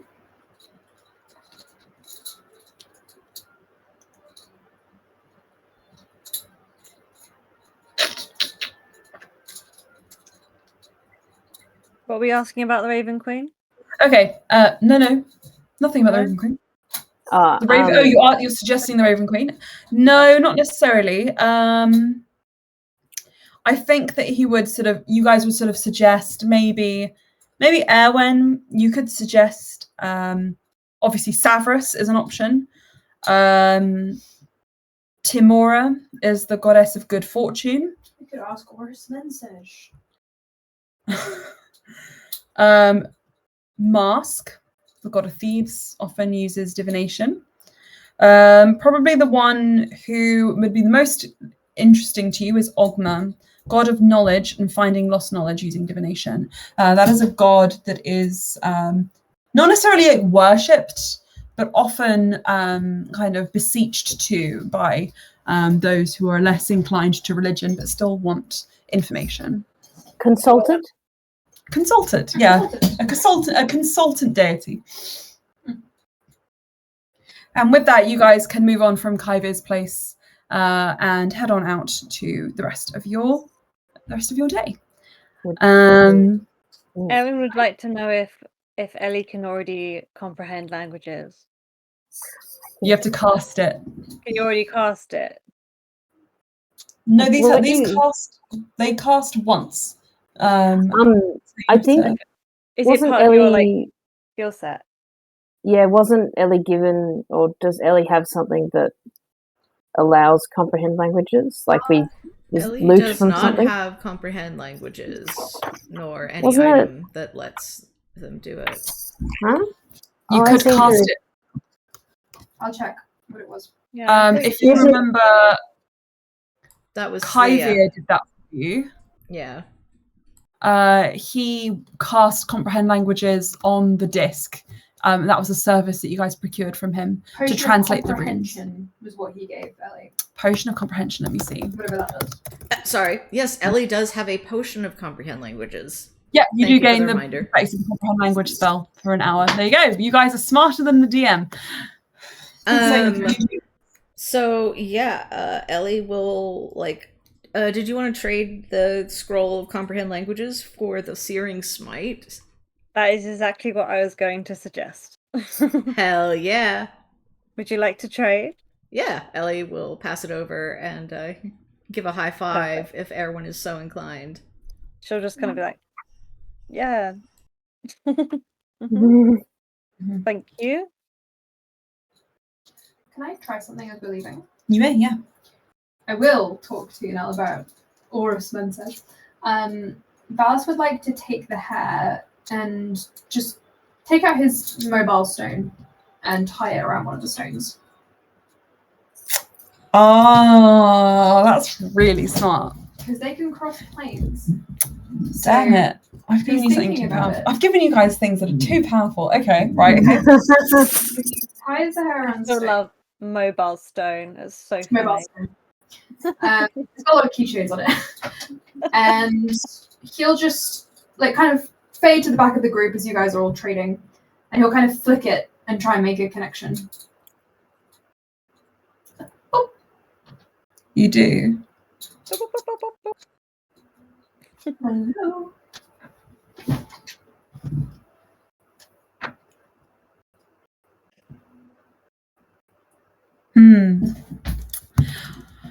Okay.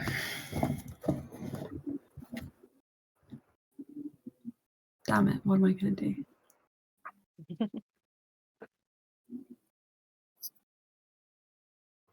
Are you guys hearing like the wind here? Like when it picks up?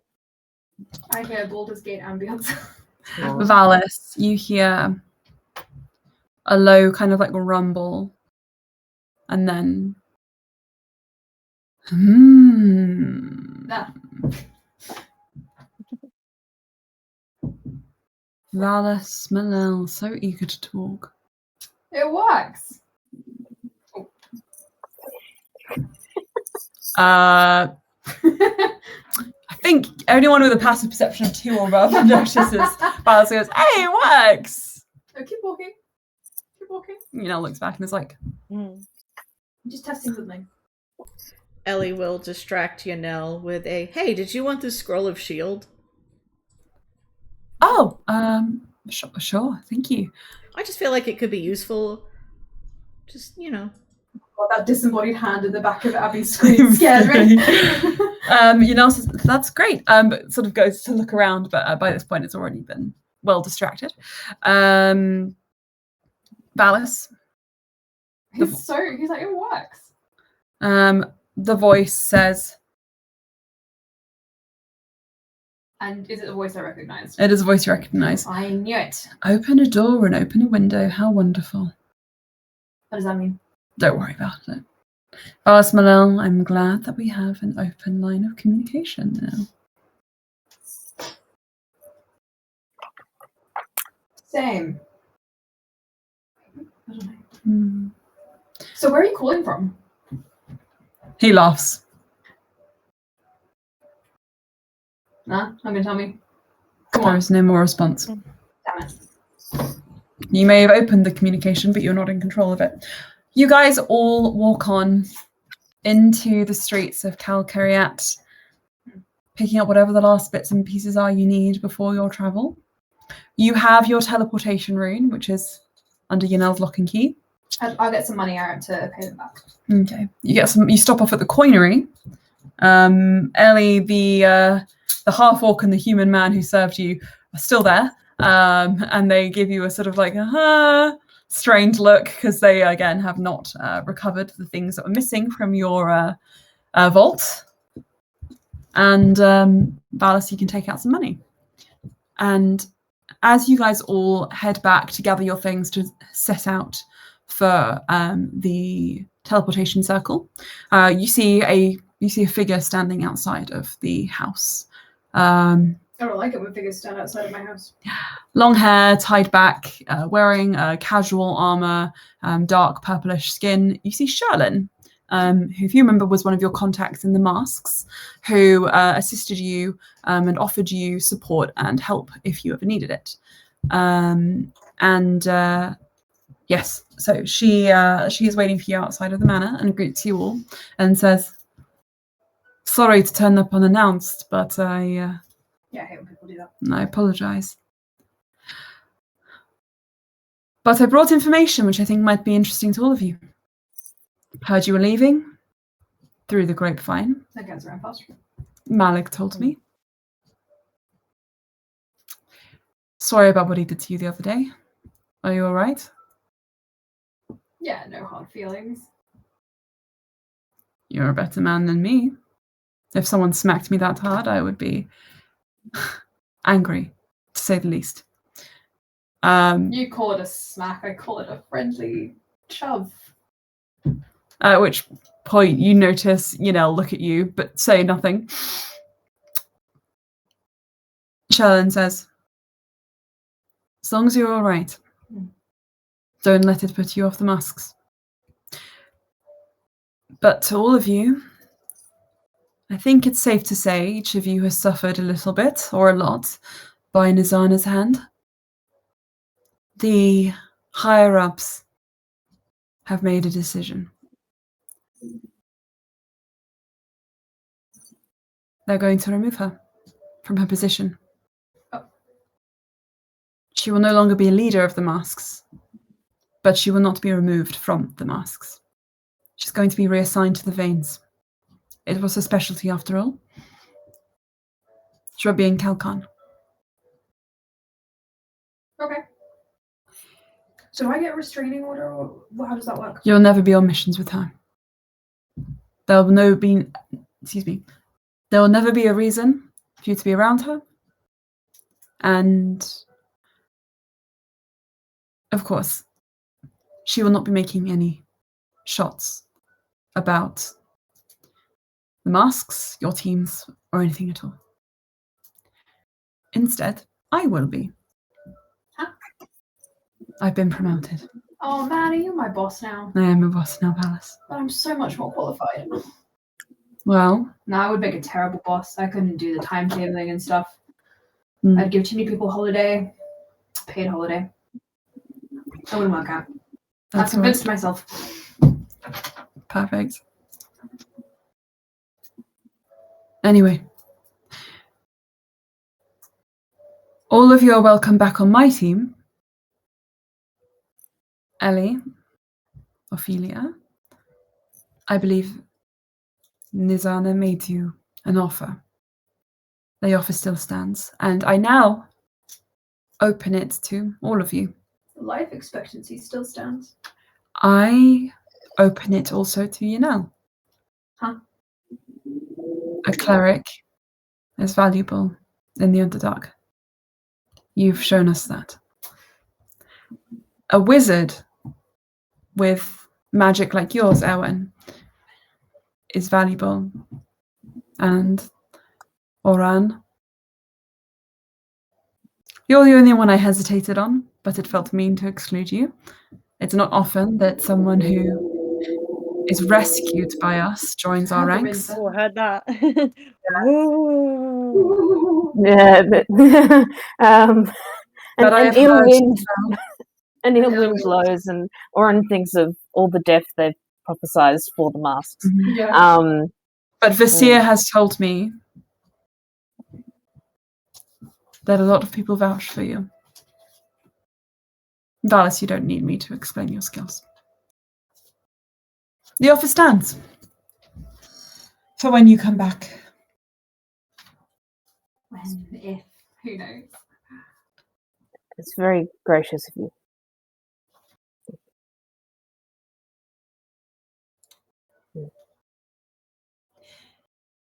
Well, that's all I stopped by for. Mm-hmm. You still owe me, by the way.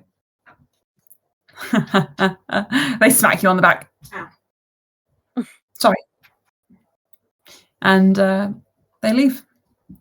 And you guys, unless there's anything else you want to do in Kalkarne, Pack our bags. pack our bags. Hi, Solarian. Hi, Solarian. Ashiysil. Let's go. Valis, you get a distinct cold shoulder from Yunel.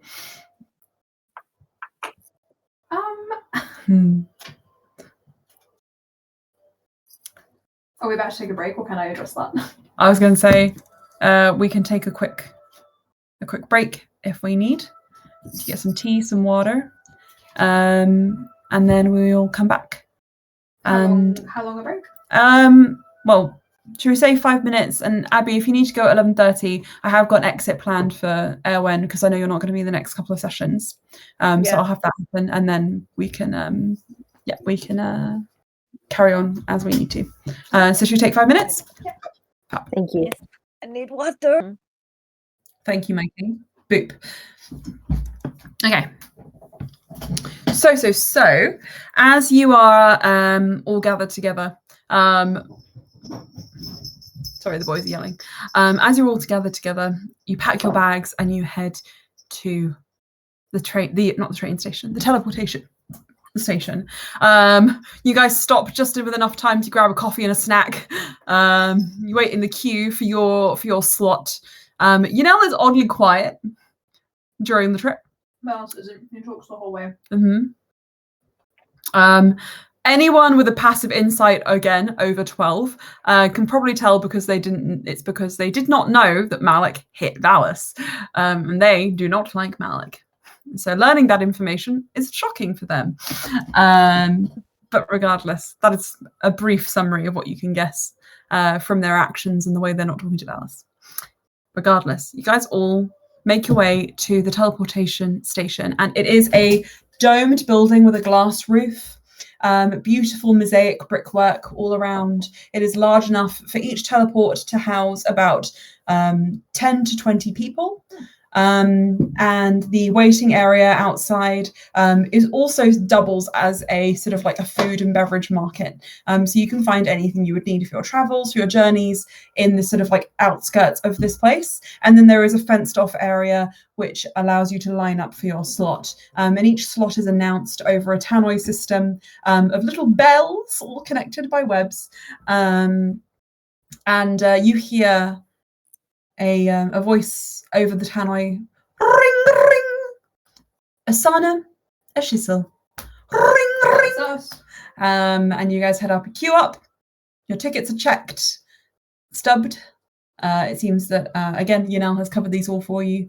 And you guys step onto the teleportation circle, ready to be taken to Ashiysil. Kalkarne has been a country of heat, of strain for some of you, of knowledge, reconnection, and you are leaving sandy plains and the salt-kissed shores now for Ashiysil. You feel a familiar rush and heavy thud, the sensation of falling without ever moving.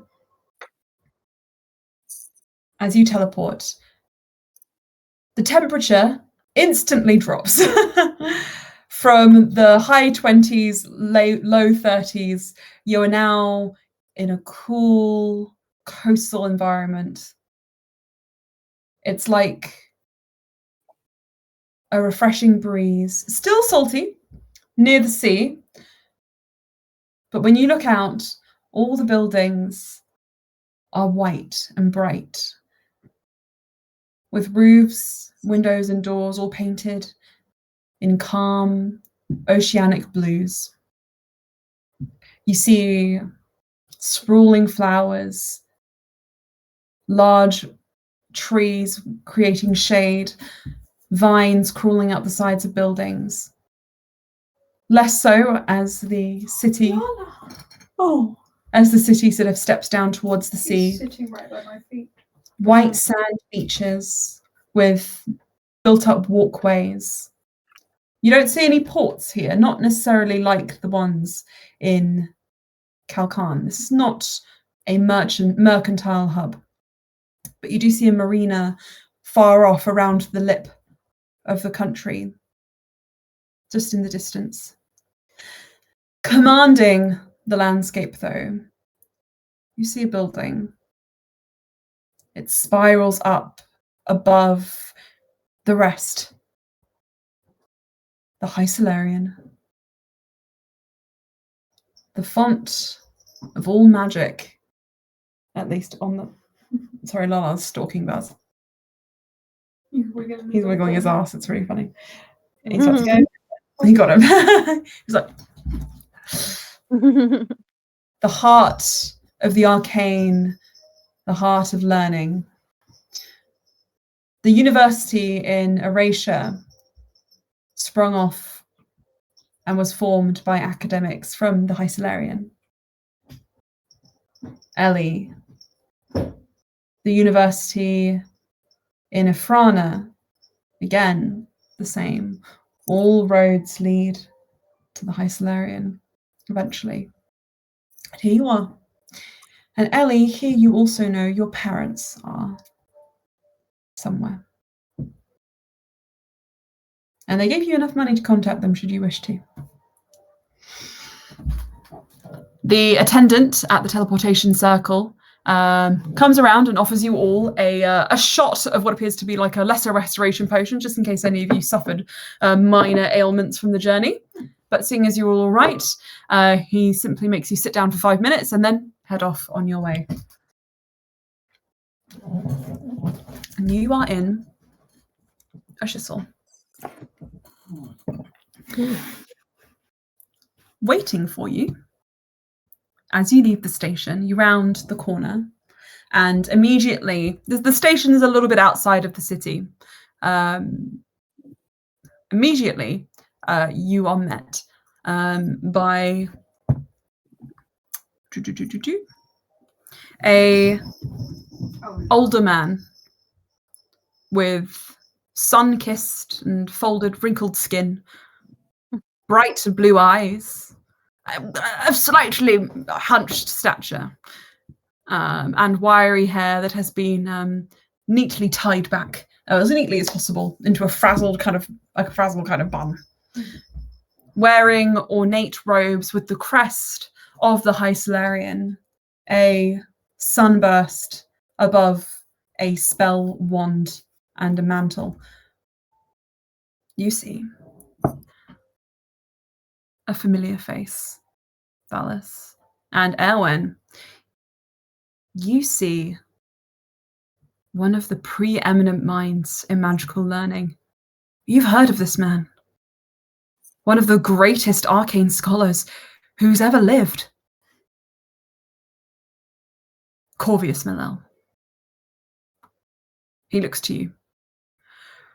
Oh, well, it has been so long, my boy. And he hobbles over. Oh, hey. And he's got like a stick in his hand. He's like, oh, come now, give me a hug. Scrawny thing you are. I'm not a hig. I feel your bones. Why do I do? Have you been eating well? Have you had lunch? And he pinches your cheek. I can go for a second lunch. Well, yes, I've provided. And he sort of like stammers for a minute. Have prepared a small supper in my quarters in Hysilarian for you. And This is my third uncle. your friends, he squints and looks at all of you really, really closely. Hello, and I see you have a hint of the arcane about you. And he points to you, Erwin. What is your name, child? She's just like, oh my gosh. She's like, my name is Erwin Vasadrena. You're excellent. You're arcane. You're arcane. I don't know. You're amazing. It's a pleasure to meet you. Better me is. He pushes you out of the way, Valis. Hi. Yeah, she joins It in. is lovely to meet a like-minded youth as sprightly as yourself, who is so respectful of her elders, yes. I shall call you Erwin. That's a surprise. But I would appreciate that. Thank you. Indeed. He looks around. I said, there are many of you. It's quite a few of you. We've met you now before. I- You're Ellie. Yeah. And you know this your... Hey again, old man. Okay. I feel like you would spit every other word.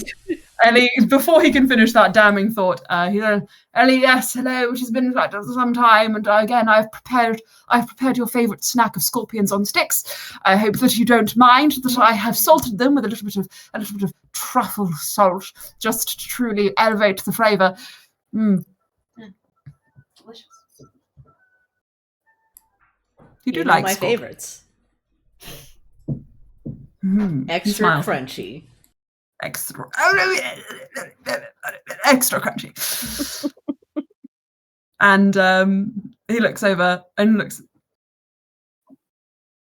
Is this a slime? hello, my name is Oran. I've seen stranger things in my past. Full name, Lesash Oran Utrum.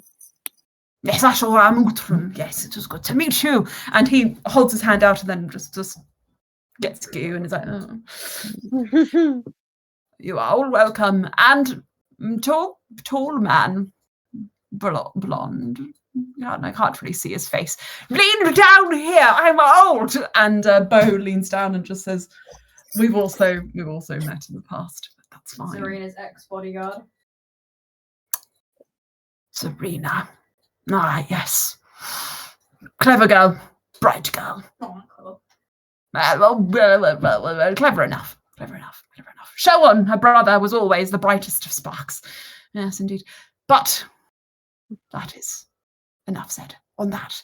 I am very pleased to see you, but I am concerned that you may have been lacking in your studies since you obtained your degree. So perhaps we should have a sit-down conversation about your academic future once we've had a second supper. How about we chat about life? Well, it has just so happened that I have had one of my recent mentors bizarrely has left the university to pursue a career in the arts. Hey. I've already forgotten his name. I just called him Boy. What? A career in the arts. So do you know what arts, if you don't mind me asking? I don't care about the arts. Why would I pay any attention to it? The arts are a valuable study pathway. We've disagreed on this many times. Yes, and we will continue to. Now, I think you should be more like your dear friend, Erin here. Close enough. No, they seem to have a good head on their shoulders. Perhaps they can take the place of my former mentee. All right, I'll dye my hair white and start wearing heels. Owen will look at Vaz and just be like, "Don't you dare call me Erin." He gives you the most wicked smile you've ever seen. Right. Think of a name for you. You can. I have many names I like. I can send you a list. Quiet now, boy. I don't Yes, want to hear any of your salacious things around my old ears. All of you, come along. We'll take tea. Yes, Ernest, if you do wish to become my apprentice, you may only need ask. I have the slot open, and I mean, Odom Mustache, are you also seeing? Sorry. He's a bit old. Odom Mustache, you also seem to have some sort of magical inclination, so perhaps we can have a chat about your academic future as well. All of those Oran looks around like, who is Odom Mustache? Huh? Oh, What do you know? I don't. Bo says, perhaps you would like me to aid you in walking back to... He slaps him. No, boy. Walk ahead. Straighten your shoulders. Right. It's like I'm 10 years old again. It's familiar. And you guys make your way down to the High Solarian. Can I ask Corbius a quick question as we go down? You may, yeah. Vaz kind of pulls up next to Corbius, hands behind his back. So, hey. Okay. He flicks a bit of spit off his cheek. So I'll take my teeth out. I'm not cleaning those for you. But you're so good at it with your little nimble fingers.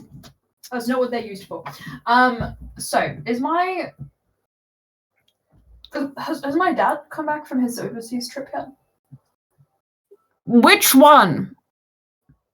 The Uruk. I do not believe so. No. Oh, he did pop in. He popped in. I would say perhaps this was like 6 months ago. 6 months ago. Yes, he had a new dish he wished for a second opinion on, but apparently he was home alone. So he brought it to me. And I tried it, and I said, if the texture is all wrong, if you mashed it up, I would be able to taste it better. And then he left without another word. That's so surprising. Wait, sorry, he hasn't been working for 6 months. No. Right, apologies. Let me clarify. He has been working, not in the Hysolarian. He's taken up a post abroad. Where? In Erasure. Erasure? Yes. Pardon me. I had a frog in my throat. And then a frog just goes... Does that mean the house is empty?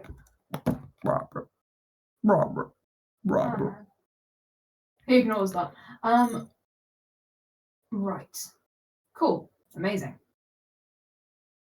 The house may be empty, yes, but your rooms... I also kept those vacant. Oh, no, the off chance you might be missing your old great uncle. Third uncle, several times removed. What is that between family? Right. He now just says, technically, Ulster is like my cousin's dad, and I'm his cousin. And technically, Ulster and I aren't related. Yeah. Well, technically, I mean, there's a lot of technicalities. You're right. Yeah. Okay, it's great. My dad's not here. Let's keep going.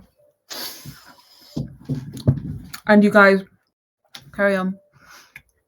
Ashiysil is more, at least Asana, is more intricate in its streets than Kalkarne.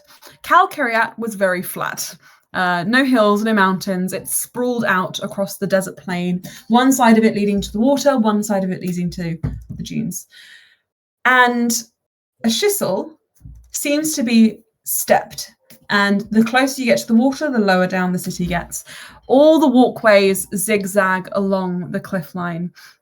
There is another city in like Italy. It's similar. It's more like Greece.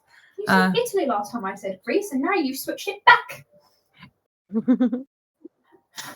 Well, the buildings are very, very Grecian. And It's like the island in Mamma Mia. Yeah. Yeah, sure. There you go. The perfect in between. And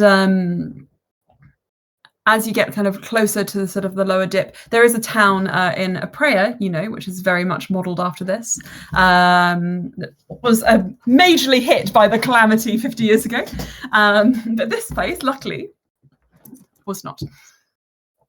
You make your way all the way up to the doors of the Hysolarian, which are arched and intricate, and they are manned by two guards in ornate robes who, the moment they say Corvius, open the doors up for them, and the doors are opened to you with this bumbling old man that were closed to you previously.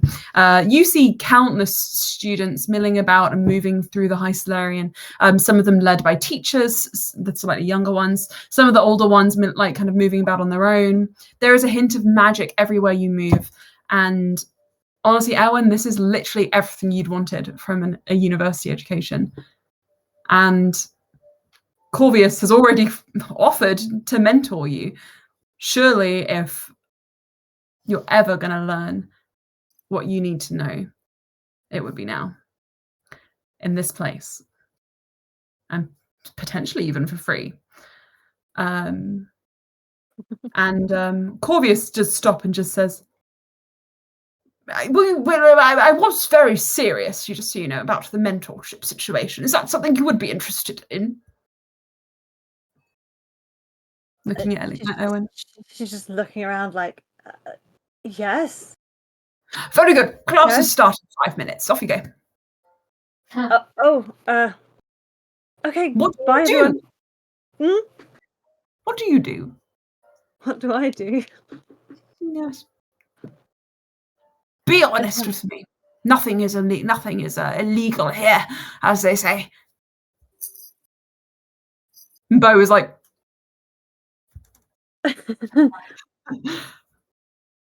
bit of everything, I suppose. bit of everything. Specialize. Pick one. Ugh. But I'll let you think about it. She'll just say it really quietly, just like, necromancy? Necromancy? You say very loudly. It kind of bounces off the walls, and the students sort of stop and look at you. And Corvius goes, the arts. God damn it.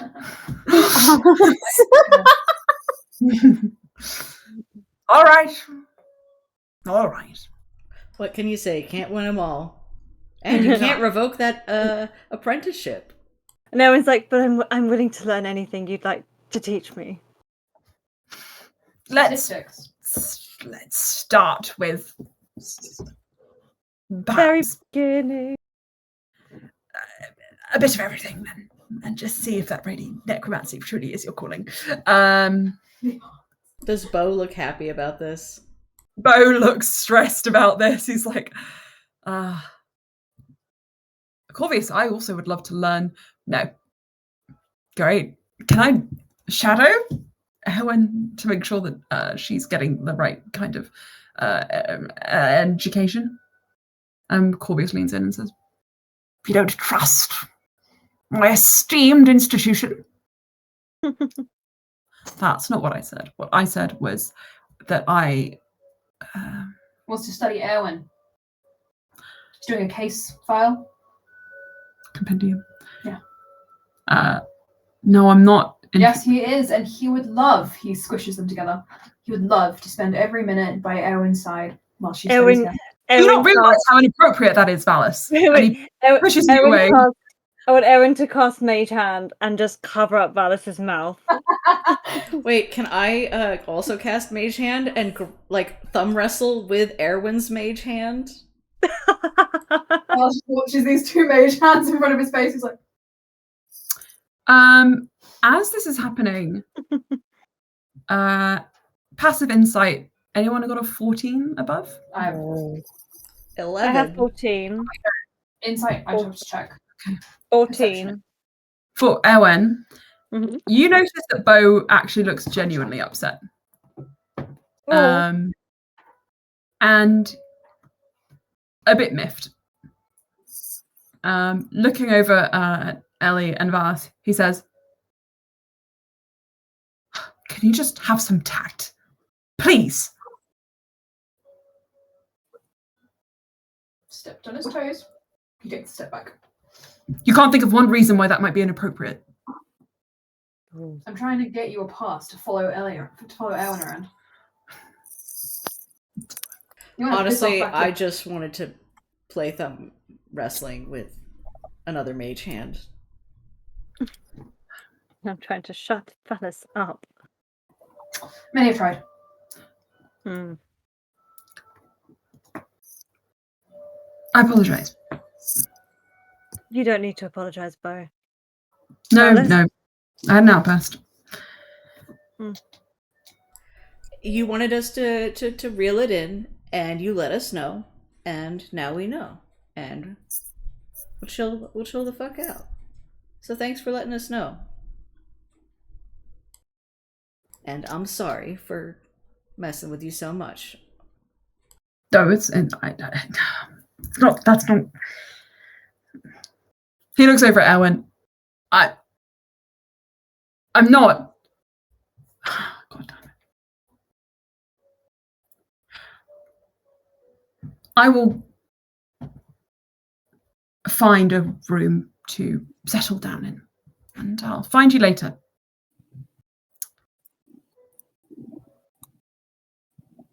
I don't have motives. Oh God! And he just walks off in a random direction, and then turns around and goes up a set of stairs, and is like, okay, right, that looks more like it. Bo, you should probably wait until you find your room, and then if you want to wander about, No, I'm looking for a room. I'm trying to make an Okay, I'm gonna have some time to myself. Okay. I apologize. Okay, all right. Okay. Beach is that direction, just so you don't get lost. He starts walking towards the open ocean. Erin just turns and flashes the dirtiest look at Valis. He sticks his tongue out at you. Gods. Corvius taps his wrist. Classes. Did something happen that I missed?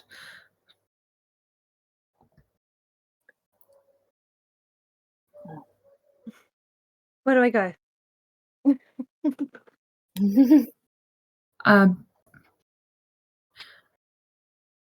Yunel looks like they want to say something, but they don't know what to say. And Corvius is just completely ignorant that anything happened at all. Says, I guess we assign you a buddy who can take you where you need to go.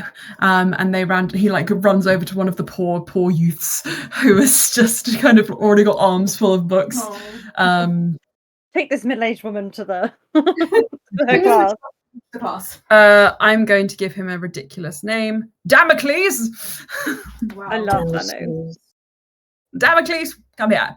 And he wobbles over and he says, follow me. I'll take you where you need to go. And Erwin, for better or for worse, you've been offered an opportunity to learn from the best and the brightest. And if you need to take this moment to jump off so that you can have a good night's sleep before work, then you may do so. I shall. And we will discuss what Erwin learns in this time before the next session. Because you're going to be away in Florida having an awesome time. Yeah. Everyone will turn to everyone and just be like, look after yourselves, and look to you now and just says, look after yourself. Oh. And then she'll just follow down quickly. Bye.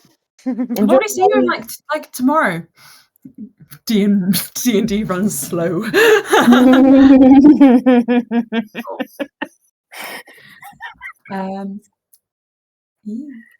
Oh, I'm gonna miss you, Abby. Have a good trip, Abby. Bye. Is it gonna wait? Was yesterday the last time we're gonna see you before you? It probably is the last time we're gonna see you before you go. Oh. Yeah. I will send pictures. Yeah. Yes. I will now be the closest one to Aelin. Oh. I'm just a state over. No, I don't know how many states over it is. I'm on the other. You're in the middle. I'm on the west coast. No, east coast. East Coast. I'll be the closest to you now. There you go. Well, have a lot of fun and stay safe and yeah, in rainy Florida. And enjoy it. All right, goodbye, good night. Goodbye. Thank you, love. Bye-bye. Bye-bye. And if you guys are happy to, would you like to play a bit longer?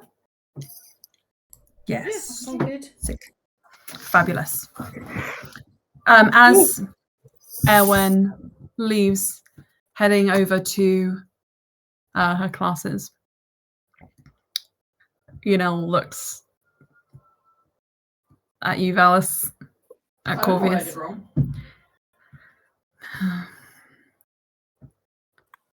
No, I think it's more like his own insecurities coming to the forefront.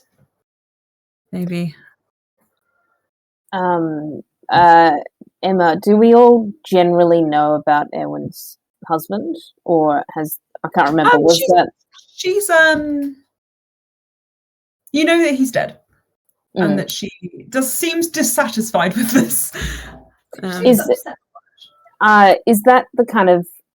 Is that maybe the most obvious, insight into the situation? In that, that Erwin, that her husband with Callan is dead, and that Bo was his kind of partner, his partner on the guard.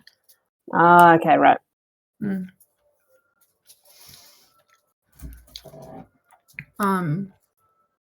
I was just joking, but if they have actual relationship problems, that's not my problem. Yunel's I think that might be the problem. As in, them having relationship problems at all. Oh no, it's terribly romantic, but terribly tragic. I think I read a book like this once. Anyway, and Corvus is like, come on now, no more dilly-dally. Come on now, was it fiction or non-fiction? Who knows? You guys are escorted up to Corvius's tower. Inside, you see, guys, it is classic wizard town up there, and I'm going to show it to you. Let me open it I up. want to see it. Give me a moment. My rejection sensitivity is actually sad that Bo yelled at me, but Valis wouldn't give a shit, so I'm trying really hard to play that off. Oh, damn. I mean, you know that it's not your fault, shall we say? Valis is stronger than I am. Someone yelled at me, I start crying. Lily, are you okay? We'll still love you, and if we need to take a break, just let us know. Yeah.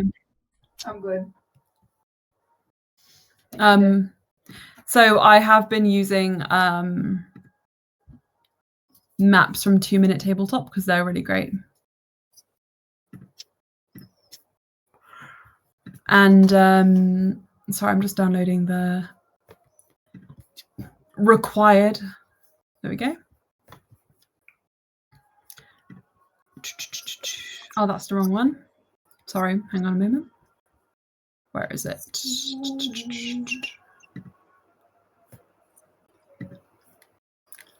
Downloads.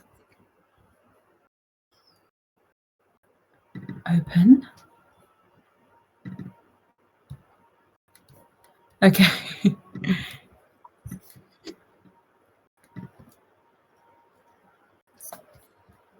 So this is I'm going to say this is a bit you would see. This is a bit too private for him to show you all.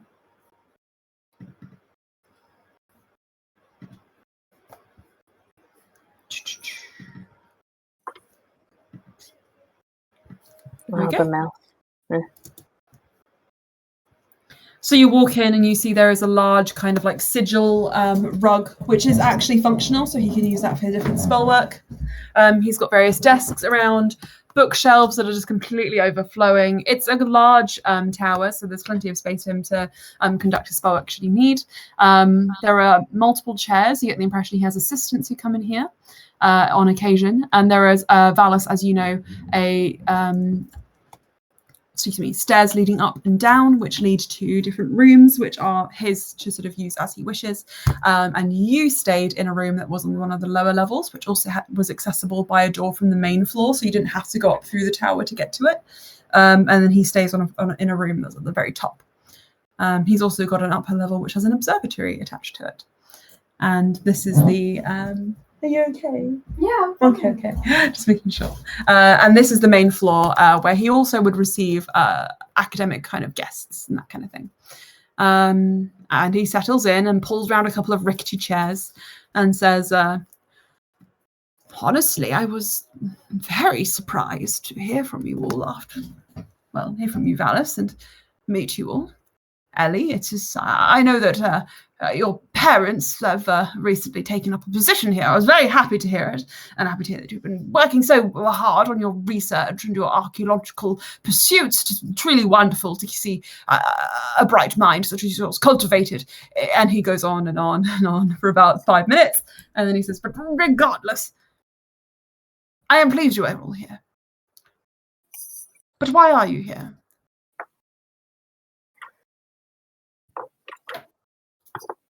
Studying.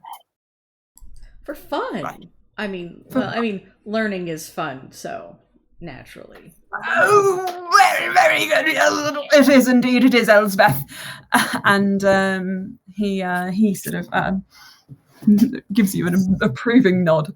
And says, indeed. And it is good to apply oneself whilst they are sort of academic, in an academic environment. He looks at, and get the impression, maybe did not apply themselves when they were studying.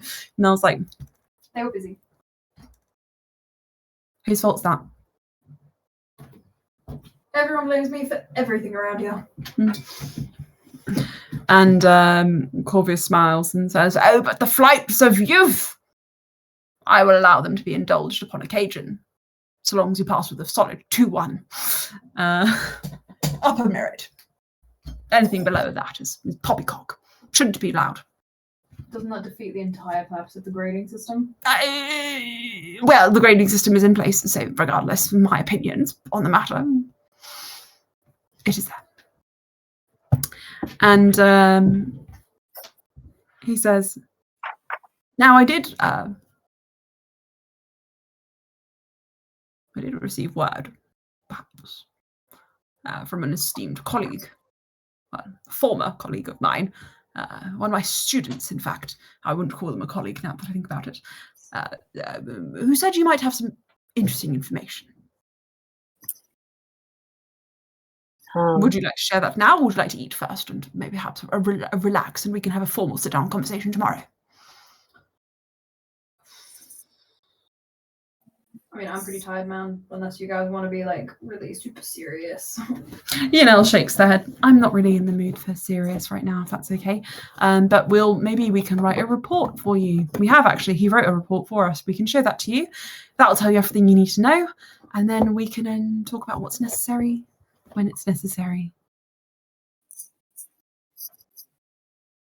Who's up for the beach? And Corvus is like, "Oh, the beach. Yes, I'll go get my swimmers." Oh, so much sand. Okay. Corvus will show you all to a dorm room. Or actually, no, he'll have someone else show you all to a dorm room. You get one each. And as Corvus is leading you, Valis, and Yanel, he says, I'm aware that you are paramours, so you can just stay in Valis's room. I'm sure there is enough space. But I will put a separate bed in there, because I won't have any fornication under my watch. Under my nose, no less." And Yanel said, can I have a separate room, if that's okay?" And Corvus says, "No," and walks on. Okay. Guess they don't have enough rooms. Yes, they don't have enough rooms. So we'll share one. When one comes available, can I have it? Perhaps. Okay. I mean, I'd say I'd share with Ellie, but I know Ellie, and I think I want my own room. He looks at you. I could share with Oren. I mean, I can always find other places to be, so I can share with somebody and have totally quiet nights. Well, the other ones are showing, so pair off. It's not I don't want to. No. My room's the only one big enough to have 2 beds, actually, so who wants to bunk with me? Probably no one, right? I'm happy to have my own room or share with somebody, whoever that is. Draw straws, short straw with me. And Bar's going to go to his room to unpack. Okay, so Yanel, Ellie, and Oren, can you two both roll me a d20? Valis, roll a d20 and hide the number. Okay. Whoever rolls the number closest is going to share with him. Okay. 15. Okay. 15. Oren? 5. 10. Oh, it's 13. so that would be Ellie. 15. Oh wait, isn't that perfectly between? Yeah. Okay, Ellie and roll off. I think it's slightly closer to 15. Yeah, it is. It is. Yeah, it's 0.5 closer to 15 than to 10. Yeah. Ooh, okay, yeah. Ellie, it is Ellie and Valis then. And Janelle says, I'll be in here. Okay. Although actually, Yanel's gonna, if it's okay, Ellie, Yanel will catch her arm and just say, would you mind if I just quickly have a chat with him before you go up? I don't want to intrude on you when you're up. I mean, sure. I'm gonna let me just go dump my stuff in the room, and I'm gonna go sun myself.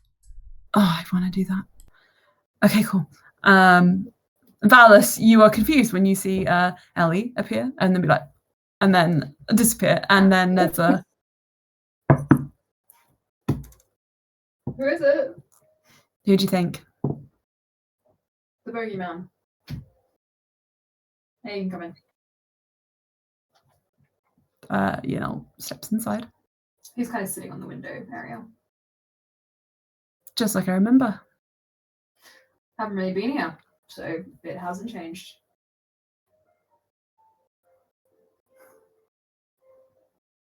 Yanel looks over at the dresser. You can go through that if you want. No. I'm okay. Maybe we'll just leave it. See yourself. Sorry I pissed off Erwin and Bo. That's not why I came here. Dallas,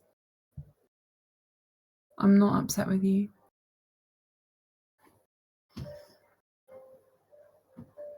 About what this time? I'm not upset with you. Malik hurt you?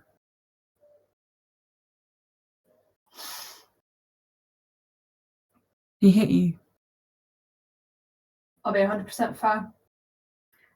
I kind of started it.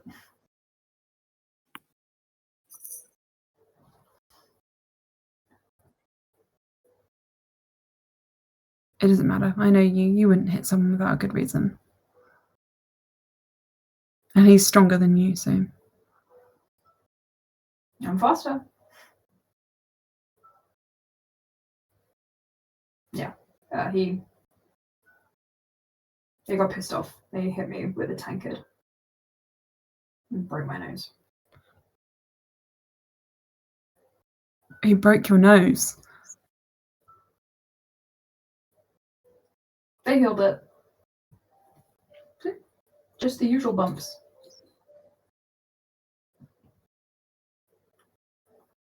You didn't tell me. It wouldn't have helped anyone. Or anything. So, sorry. I wasn't trying to keep it from you to keep you out of it. It's just... didn't see that it would help.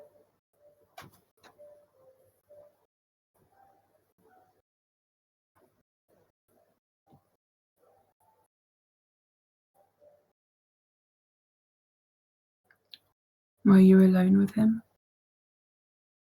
No, I was in a full bar. Okay. Okay, sorry. Pretty sure quite a few people saw it. Which is really bad for my street cred.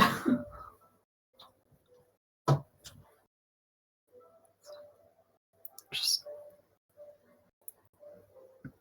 I know that we aren't together. But please don't meet up with him by yourself. I hope that promise still stands. It just would... It's the only thing I'll ask. The only times I've seen him have been in public. Don't worry about it.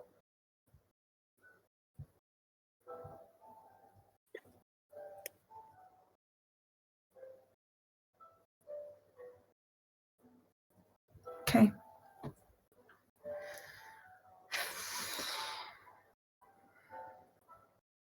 I don't want to look. I don't want to keep. No, it's fine. It's fine. No, I don't want to keep secrets. I really don't want to. And I don't know. I was chatting with Ellie, and she was like, "You keep so many secrets, and keep so many secrets." And then I was like, "Oh, maybe that's true. Maybe that's bad." Especially because we're trying to be friends, and I value your opinion. So, something maybe more important than Malik.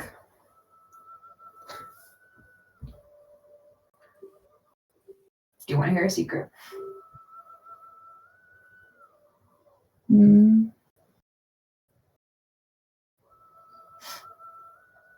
I'll tell you one in return. It's really funny, actually. So, I mean, it's not really a secret. Oh. Do you want to go first? No, you go first. Okay. I got approached by like some kind of demonic entity at the circus. It was really chill and had a slushie. They seemed to know who I was.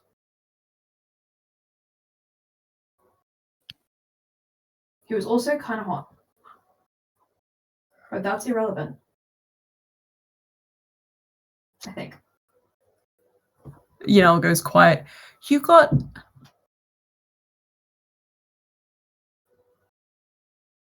kind of been thinking about how to like broach that subject with you guys. He offered to help. No contracts. I'm not that stupid. Oh my god.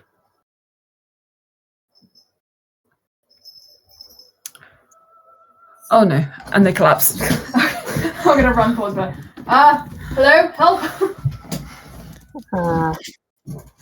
Are any of us nearby enough to catch Yeah, that? how far away would Ellie have gotten? You guys are certainly nearby enough. There's enough mental stimulation around that you guys can stay Okay, close. yeah.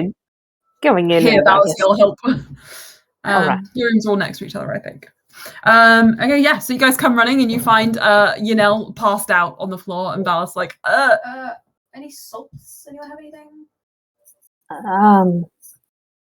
Let me check my inventory. I have a candle. I assume it's not a fragrance candle. I don't know.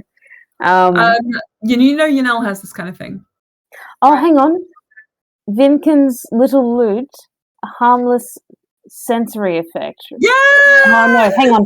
I'm sorry, it does say illusory visual effects. No, it's fine. Just do it. Okay, do just it. like It's fun. lavender. Alright. You know? Ah! Hey. You alright? Yeah, I just had a dream. It was very strange. Uh-huh. I'm on the floor. You passed out. Oh. Okay. They're here now. Hi.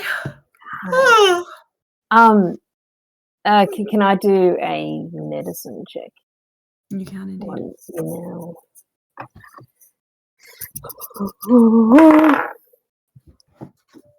God damn it.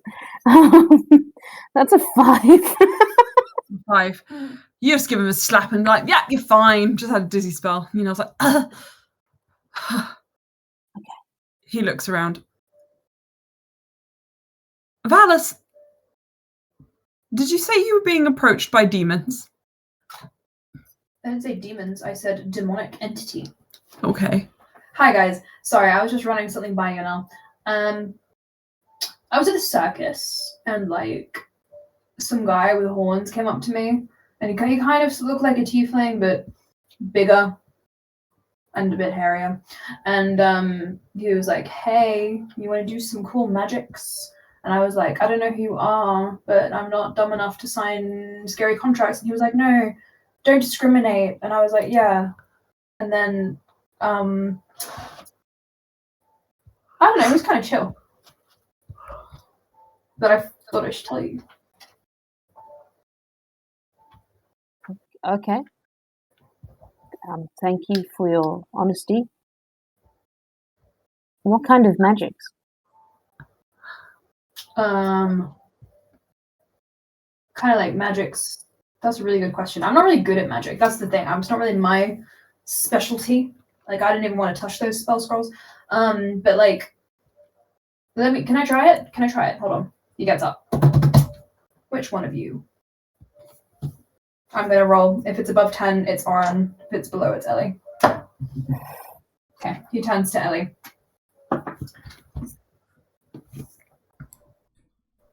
And I'm gonna try and cast my special ability on Ellie.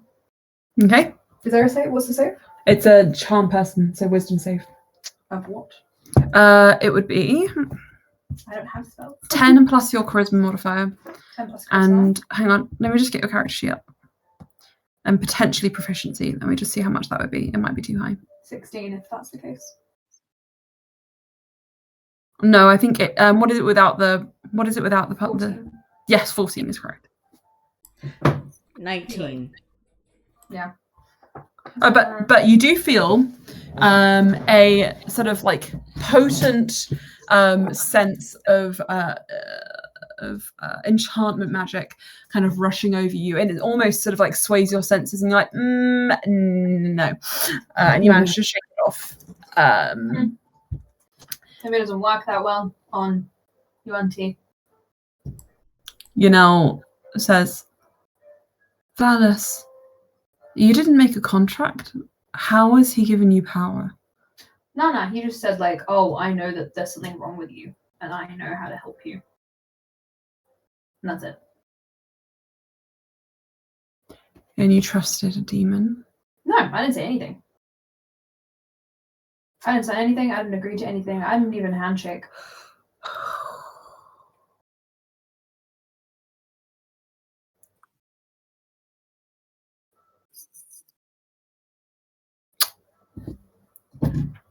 So did they just want to help you?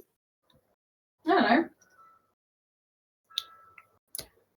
I suppose we could just monitor the situation. He had fingers similar to mine. And what do we notice about Valis's fingers? Is it Blackened Like to They're the end. blackened all the way. okay? Right, yeah.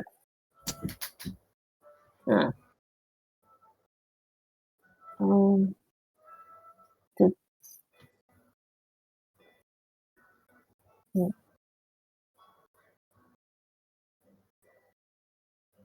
At which point, Corvius knocks on the door. Should I tell Corbin? Hello, I brought you some refreshments, leftovers from the supper I had prepared, just in case you might want something whilst you settle in. Thanks. Why are you on the floor, Yunel? Yunel says, I like the floor. They love the floor. In fact, I'm just gonna... And they flop back. I catch them. Oh. Okay. Corvius, I need mental help. And Corvius is like, don't we all? And walks off. Great. That's I'm pretty sure there's like a council. I want to go see them. I don't know how much they know about like demonic entities though. More like the demonic entities inside our head. Valis, I think you shouldn't talk to this thing anymore. Why? As I think it's a demonic entity. So? And you are having enough problems as it is. You don't need to add a demon to the list. But what if the demon can help me break the curse? Besides, we don't know if it's a demon. It could be a devil or a super... What are the tieflings in hell called? I don't know. I don't know.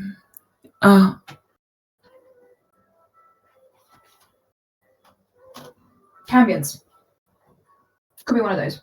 After everything that's happened, do you trust something that could be associated with Cambions? Hey, I'm not racist. It's not that.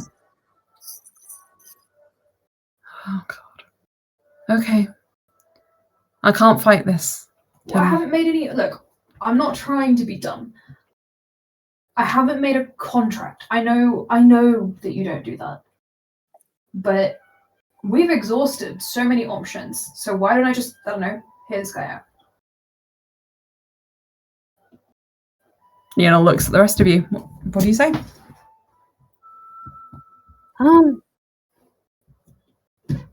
I think it's interesting that your fingers look the same.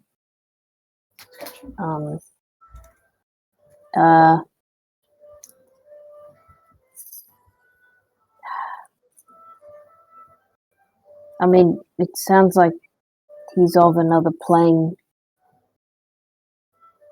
Dealing with death? Are we trying to get more info on this death thing? Kind of. I mean, But I just want to break this. He wiggles his fingers. Like, what if, say, someone who didn't like me made a deal with the devil, demon, whatever, put a curse on me, and then maybe this guy doesn't like whoever made that deal and wants to mess with them and break the curse. Doesn't that make us kind of aligned? do you know that he wants that? No. And we should... right, okay. And what if the next time he appears, you tell us and we try and talk to him with you? Okay. And we can ask him. He said to go to the circus. Wait, again? Okay, we just left the circus. Yeah, he said it will come back. Oh. Um, Wait, the circus that big? Oh. Well, They had a travel. They had one of those discs that Ellie has. yeah. Okay. Hmm. All right. Ooh, hey, We should Corvius, find out. what's this?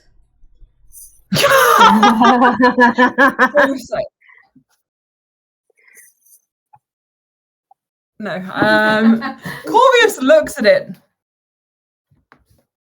That would be...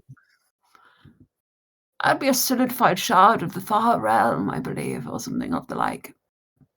Neat. Thanks. Why do you have a solidified shard of negative energy plane far realm?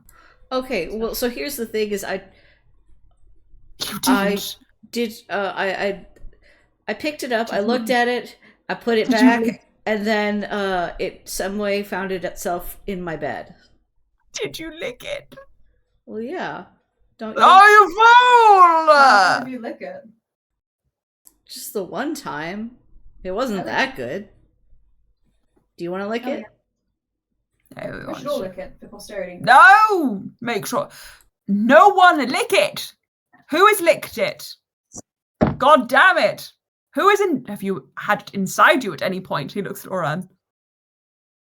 He then I has like thought you were talking to Valis, and I'm like, oh no. He's like, I don't think so. Oren. Yeah, Oren. The stuff in Oren's head moves around as if it's shaking. no one lick the rock any more than you already have. What happens if you lick it?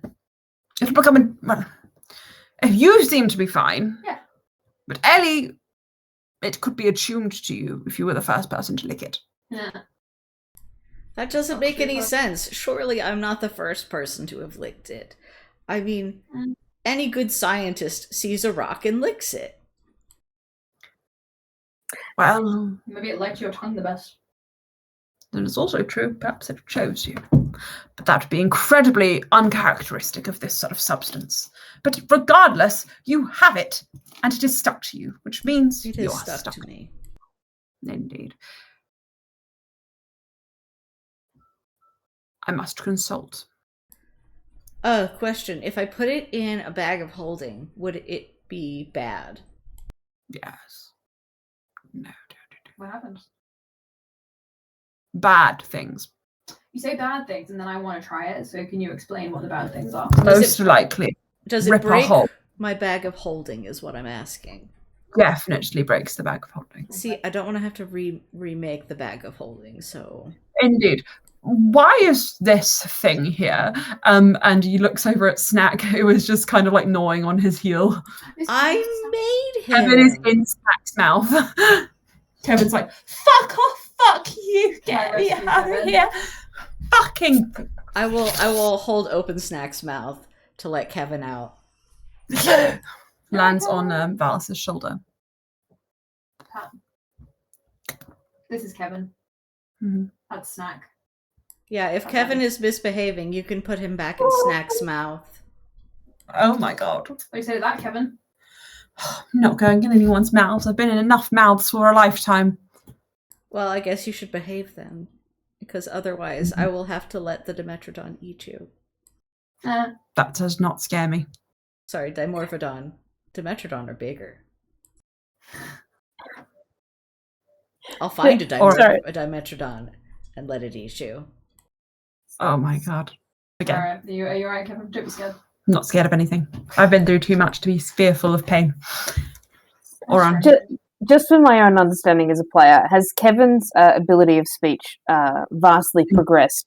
Yes. Okay. And is this normal for Oran? Normal for Oran? You've never seen a bird talk like this before.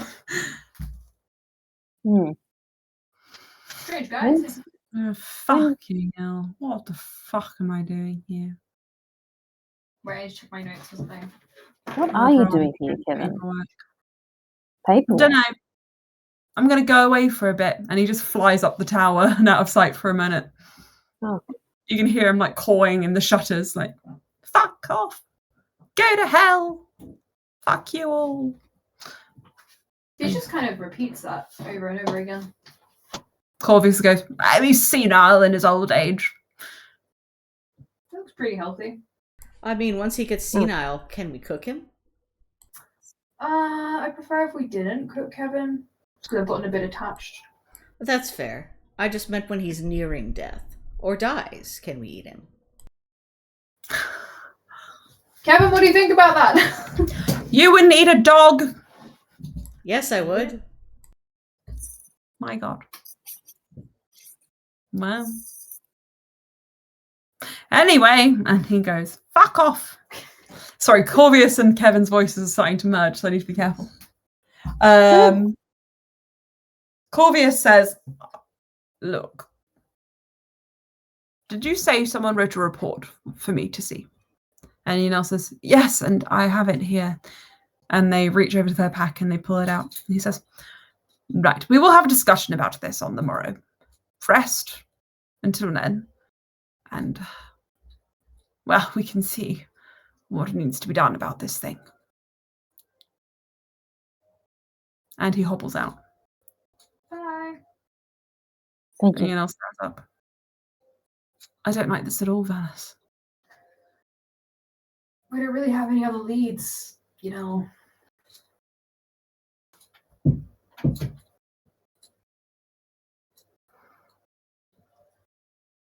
Are you guys fine with potentially chatting to a demon? Yeah, why not? It's just like talking to anybody else, right? I don't know.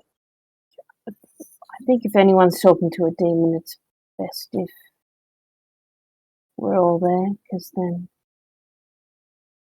Supervision and help. Why don't we research demons and devils, decide which one it is, and then just kind of approach this as a group? Nods. Okay. You look like you don't want to talk about this anymore. No, we can do anything we want. Well, why don't I organize a nice, chill, fun night out? Hell yeah. Since we've had, yeah, I can do that. So, lie down. He puts, on the bed. Just lie down. I'm not staying in this room. Yeah, you're not going to sleep. You're just lying down for a bit. Ugh. He goes over to the dresser and pulls out a bonnet and does their hair up for them. So I'm gonna just make some calls. Everyone is okay with potentially look in Ashiysil. Drinking is illegal. So technically, we'll be going somewhere where crimes will be being committed, but they're not bad crimes. I'm going to send you to prison, girl. No, you won't. Just wanted to warn everyone about that. Mm-hmm. I'm sure Ellie's fine with it. So you guys are all going to go. Yeah, Valis is going to send a message to Micaiah to find out where the nearest party is. Sick. Okay, so you go in Celestial to chat with him. Yeah. Let me just find a pub. It won't be a pub though, will it? It'll be a tent.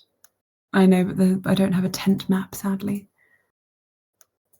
I'm just going to go sleep. That's fine. He lets Ellie talk on the phone as well.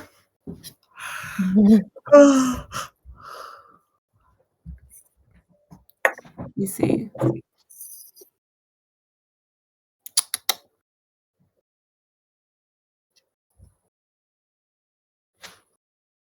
Oh, that would be fun.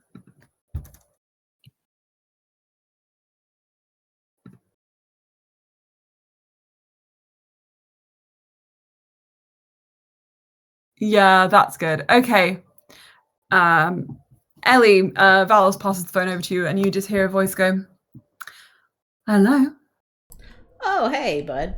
Oh, Ellie, hey, how you doing? I'm back in town. Valis is here too, obviously, because it's his stone or whatever. Yeah, I had a feeling I was going to be talking to him, so I wasn't expecting you, but it's always a pleasure to hear from you, my dear. What's up? We are looking for any parties that might be going on in the near future. Oh, Ellie. Ellie, I've actually given up on the smuggling party lifestyle. It's never happening again. Well, that sucks. Anyways, here's Valis again. But it turns out that the parties are just not happening anymore. Yeah, I've given up. I'm no longer. I'm fucking with you. He screams into the phone. Yeah, I figured as much, but like. Yeah, I know. You gave. You know what? I appreciate that you thought that highly of me. You know what? There's a great one happening just outside of town. All right, directions, time, dress code. Directions. Go towards the coves, a little bit inland near an estuary. There's a nice onsen there. Okay. Time, late. Dress code, whatever you're comfortable getting in the onsen in. Sweet, see you there. And he puts the stone away. All right. Okay. It's like a fun Onsen. It is like a pool party. It's if alcohol is there, is it a good idea that there's water that's high enough for most people to drown in?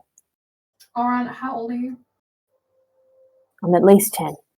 I think you're at least 8. Corvius recognizes an old soul. Yeah, I'll be fine because I can exist underwater for an hour without any problem. Well, if anyone drowns, you can save them. That's true. Okay. You can exist underwater for an hour. Yeah. That's so good. I mean, so can anyone, but I can not have trouble breathing.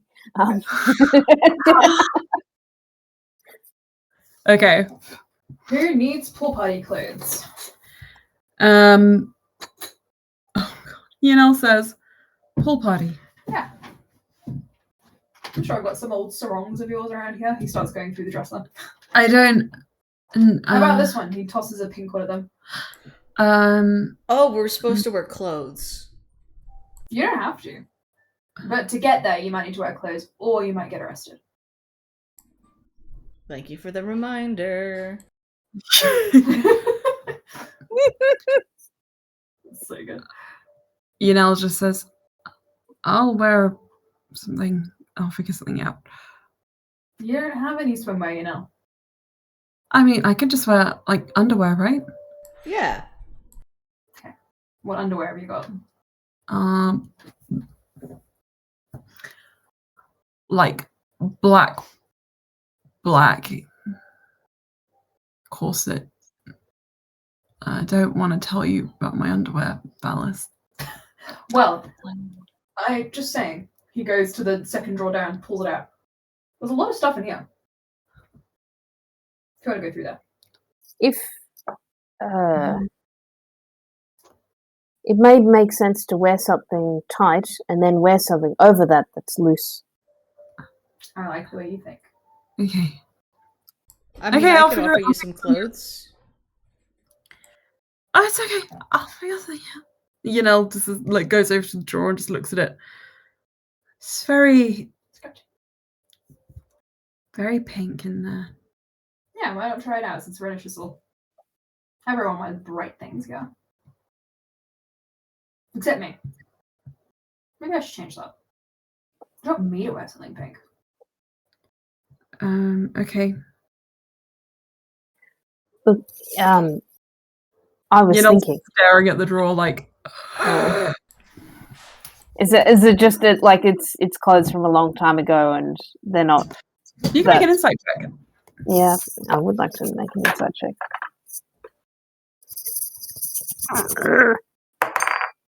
Ooh, that's finally a good roll of my dice. That's a 21.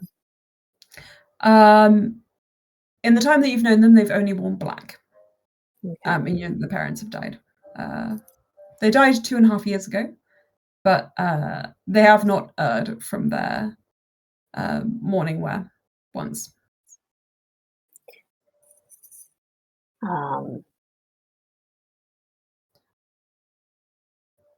It's fine. I have a bunch of hair dyes. Do you think hair dyes could temporarily dye It would come some out of those in clothes black? It would come Never out. mind. Yeah. Okay. Can we take the focus away from what I'm going to be wearing? We can put the focus on what Ellie hopefully is going to wear until we get to the party, because I know it's coming off. Okay. You guys all get ready for the party, wearing whatever it is you wish. Yunel eventually puts on some tight option and then a loose option, as you suggested. And you guys can gather your beachwear. And Yunel pulls something out of the top drawer, the underwear drawer, and says, Valis, how long has this been in here? And it is a hip flask full of Nevin, and it's still all the way full. Still good. Right. He takes it and he's like, someone will have to smuggle this in. I think you would all see Oren like injecting hair dye into themselves. That's so cool. And probably dropping a few, like most of their possessions, so that they're just mostly blob. So amazing. there'd be bits of opaqueness. He dangles the flask in front of you. He's like, hey. Oh my god, amazing.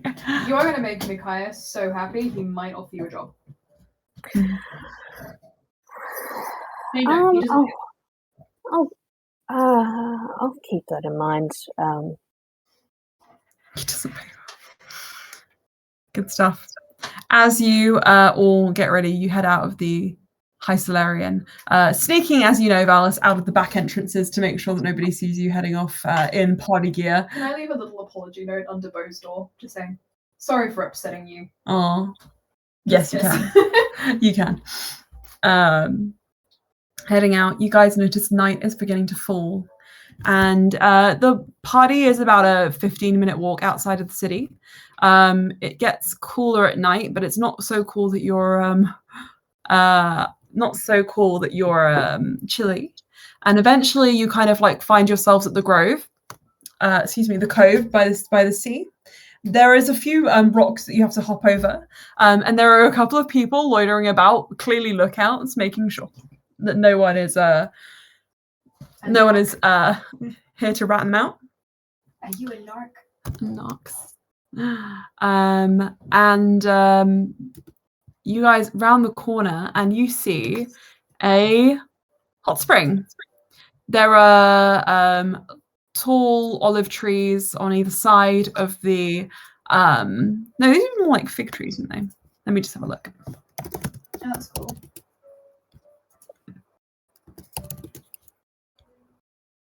Let me just see what those look like in the real world. Yeah, there are tall like fig trees on either side of the sort of like inland river leading in from the sea.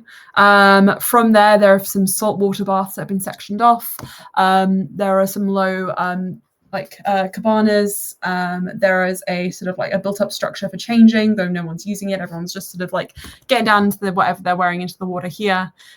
You see that a floaty with drinks has been set up, and it is absolutely happening. The music is loud. There are silencing runes strategically placed on the outskirts of the onsen. So as you approach, you couldn't hear it, but the moment you breach there, there are some cool like fire lights that are dancing around, leading to a kind of like an interesting strobe effect. But all of this was not visible from without the outskirts of the onsen. From within, you're able to kind of see much better, much clearer what is happening.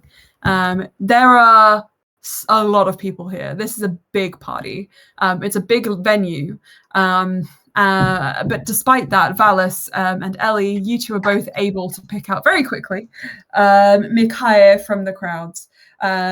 He is currently kind of like on a floaty, I think, in the middle of the onsen, with his arm around another guy, a drink between them, and they are just sort of singing to each other.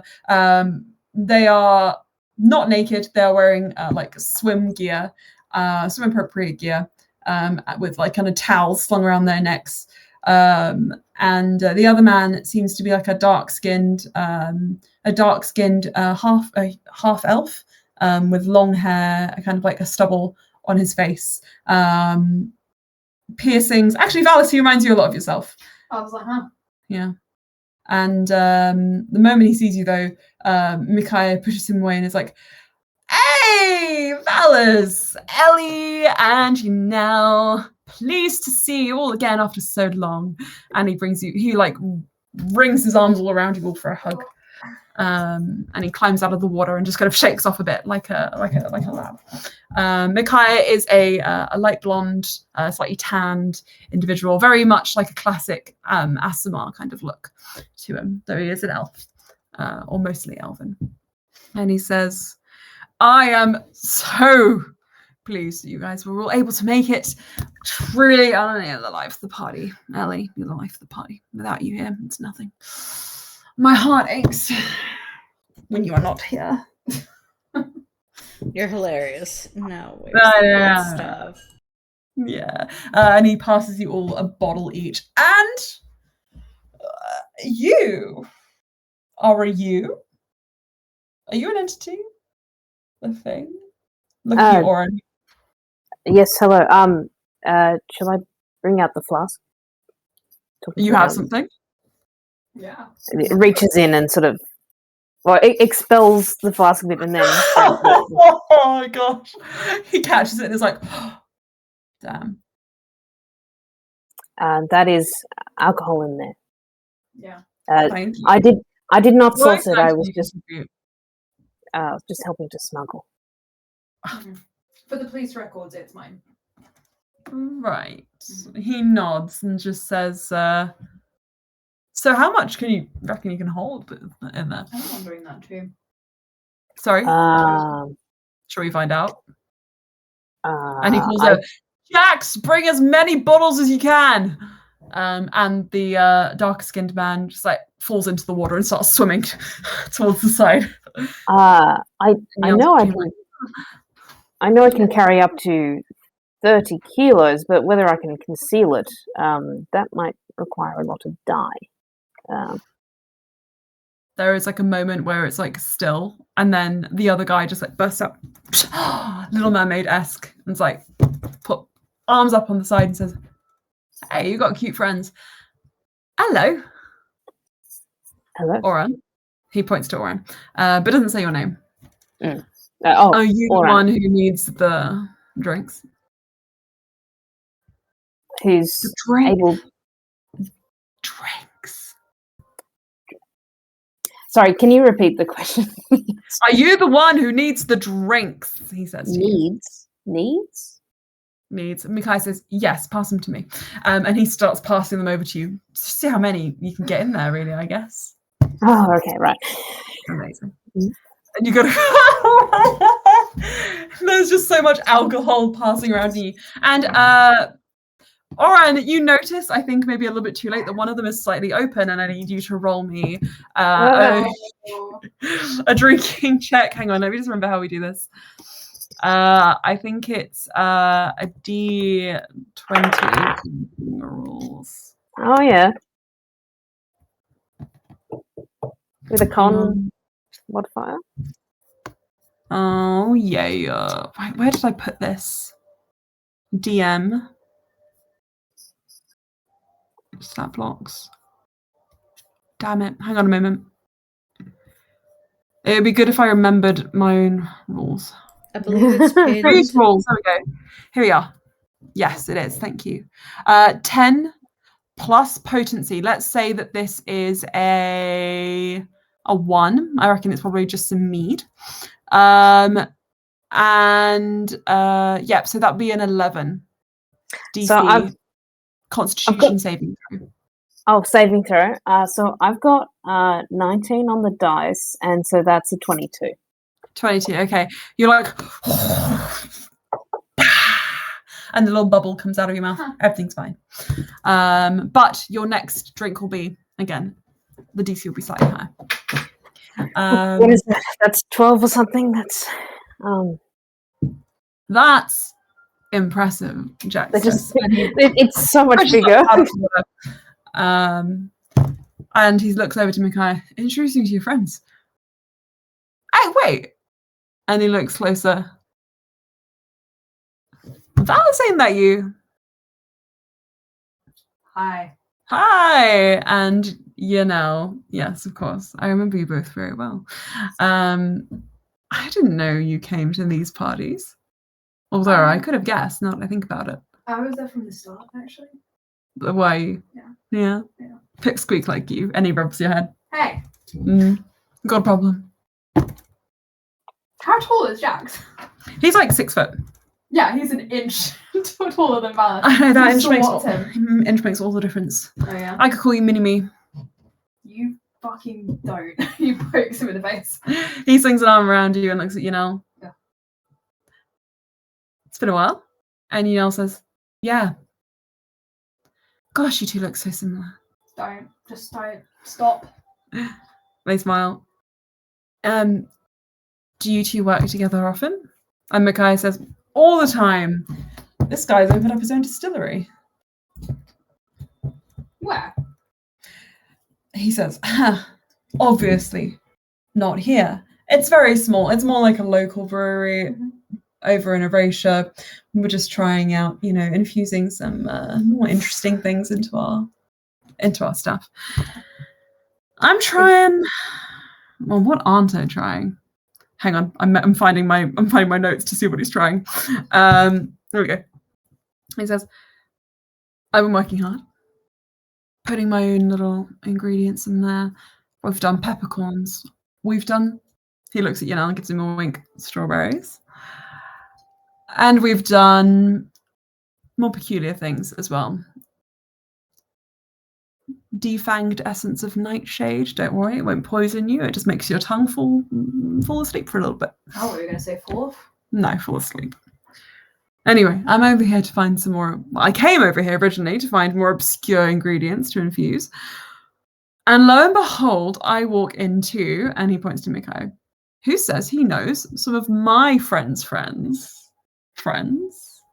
who I've met. And he also trades in peculiar things. I didn't realize alcohol was illegal here when I arrived. That's just dumb. I know it is actually, isn't it? I should have thought that ahead. You'd think, knowing what I know about Nevin, I would also know a little bit about the fact that this is a dry state where everything's terribly boring unless you know the right people. And I think you're the right people. Anyway, I brought some of my stuff if you want to try it. It's a bit strong though, so do be careful. Just a little bit. Just a little bit. He smells at you. Very interesting. My reputation precedes me. Don't pout. He picks up your face and goes, Sorry, I had an argument with your bestie. oh, is Elwen here? Yeah. Oh, damn, where is she? Studying. Corvius put her straight to work. Oh, that sucks. Yeah. Oh, well, when she's free, I'll pop by. We should all hang out. She's going to be quite busy for a while. Well, maybe we can all hang out. Also, she's got a guy with her, so... Yeah? Yeah. The bow. Yeah, that's Bo. Yeah. God, he's so hot. Anyway, that's fine. Husband's Sorry so to hot. interrupt. Yeah. Do I have to keep holding this alcohol in me, or? Oh no, go. You know what would be great is if actually you just unplugged it all and poured it all into the onsen and it kind of absorbs through the skin. Okay. We should let everyone know when we do that so that they know that getting into the onsen is interesting. Are you gonna do it? I'm gonna. I think I'll be like. Or make an insight check. Oh God. Oh wait. Oh no. Was this just a joke? That's a 12.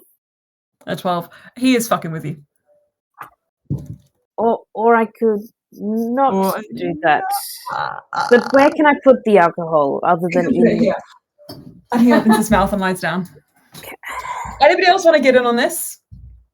I want to be able to set it all down safely somewhere, because I would love to relax in the pool and maybe put on a bit of a light show if everyone's all right with that.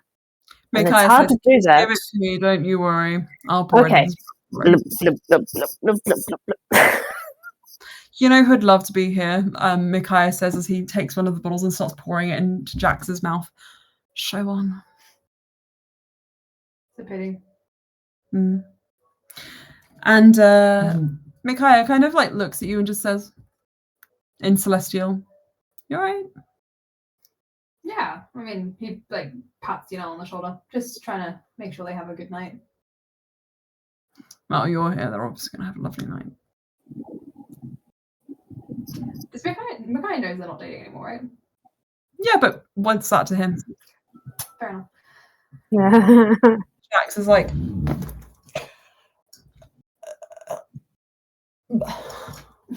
he just passes out. That was a very fast party. He'll recover. How about we get in the floaties? Ellie, Oren. You guys can go down the rapids if you want to. You guys all get a floaty, you all get a drink, and you can bounce off and party however hard you like, however long you like. Oran, you want to do a light show? Yeah, I think I will cast. I think I'll cast light, and it can be coloured as you like. I think, does light imply that you can change the Yes, the answer is colouring of always the yes. light throughout? Okay, then I think just sort of like a gradient of maybe like purplies, pinks, blues, Sure. maybe a bit of green, yeah, sort Mm. of swirling around, and they might sort of totally submerge a bit. I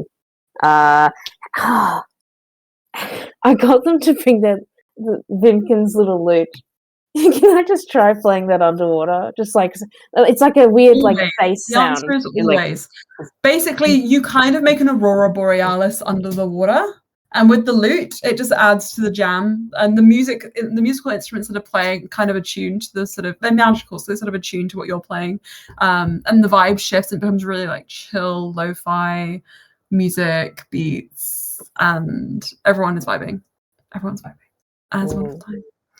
And a lot of people come up and ask you, so what exactly is your makeup? Out of genuine places of curiosity, because this is a water-based event and they don't want to accidentally swim through you in some of the instances.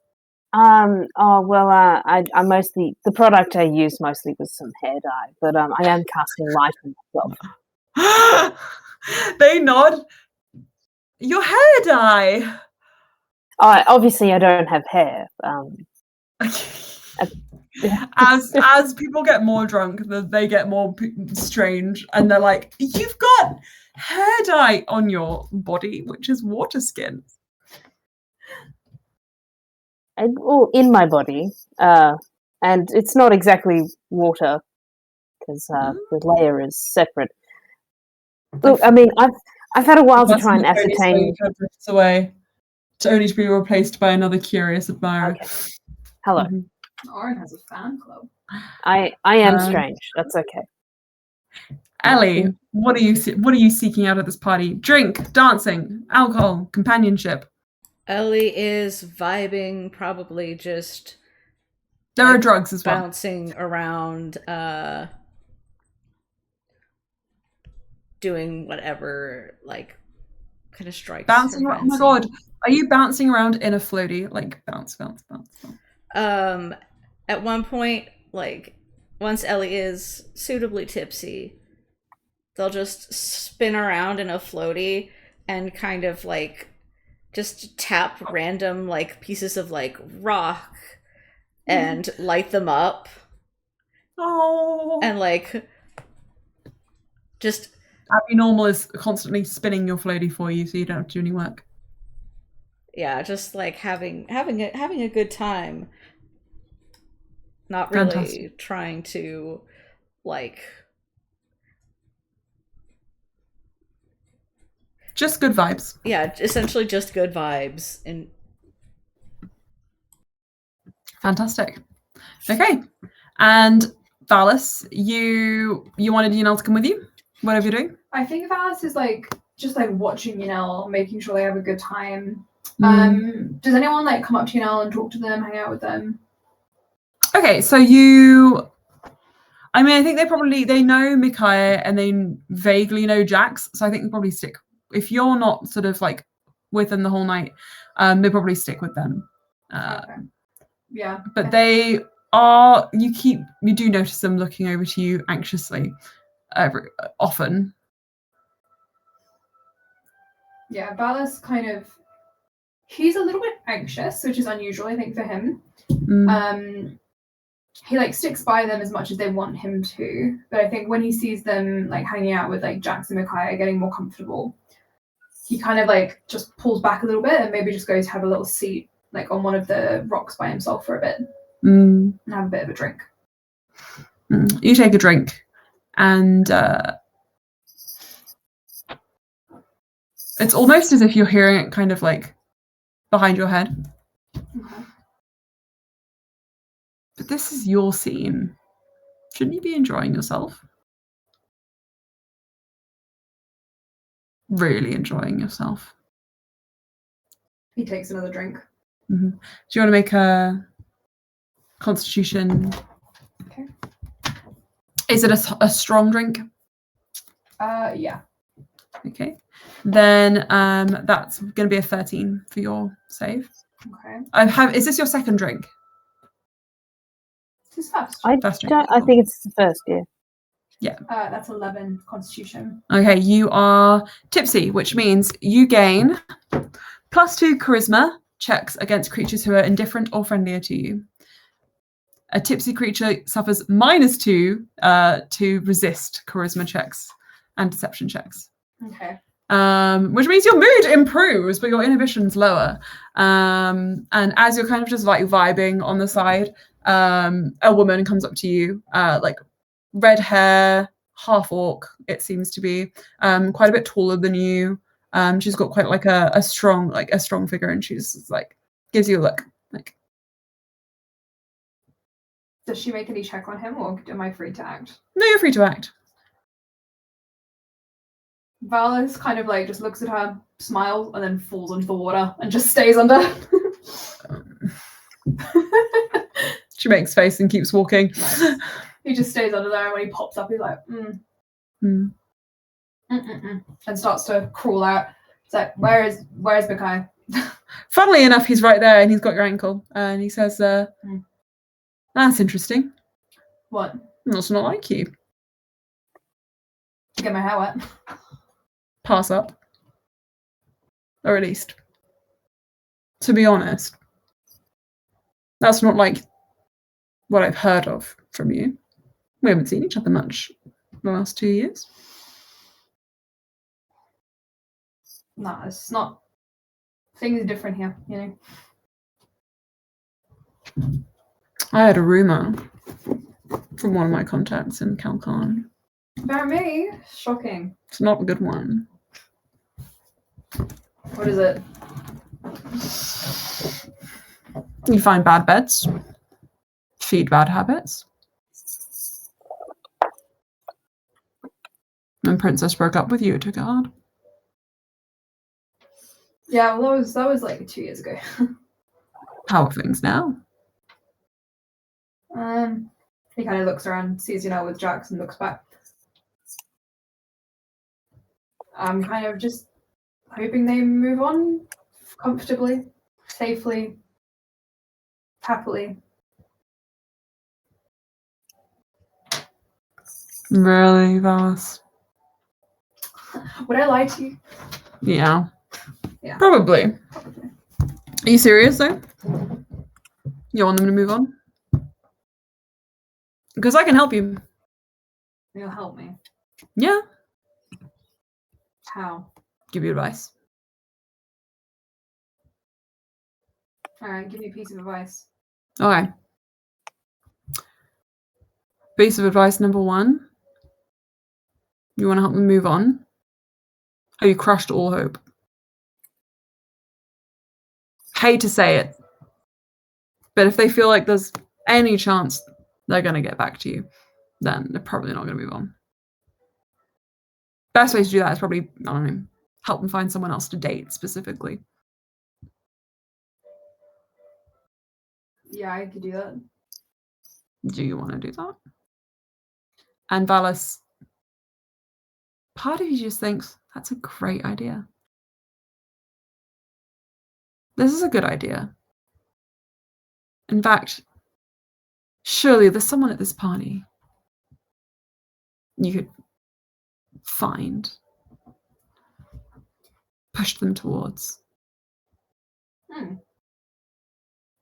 I mean, you know, as type as me, right? You always say Jax and I look alike. Micaiah kind of frowns, but then says, I mean, I guess. He's an alright guy. Are you going to be alright with that?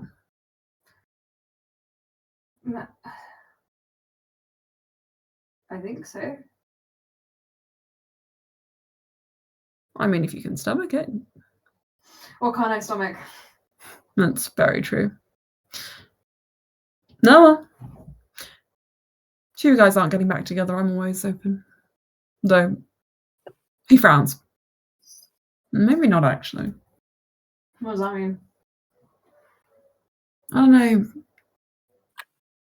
Maybe I'm not as ethical a slut as I remember. I kind of see you as their other half now, so I feel like... Sorry to say that. Sorry.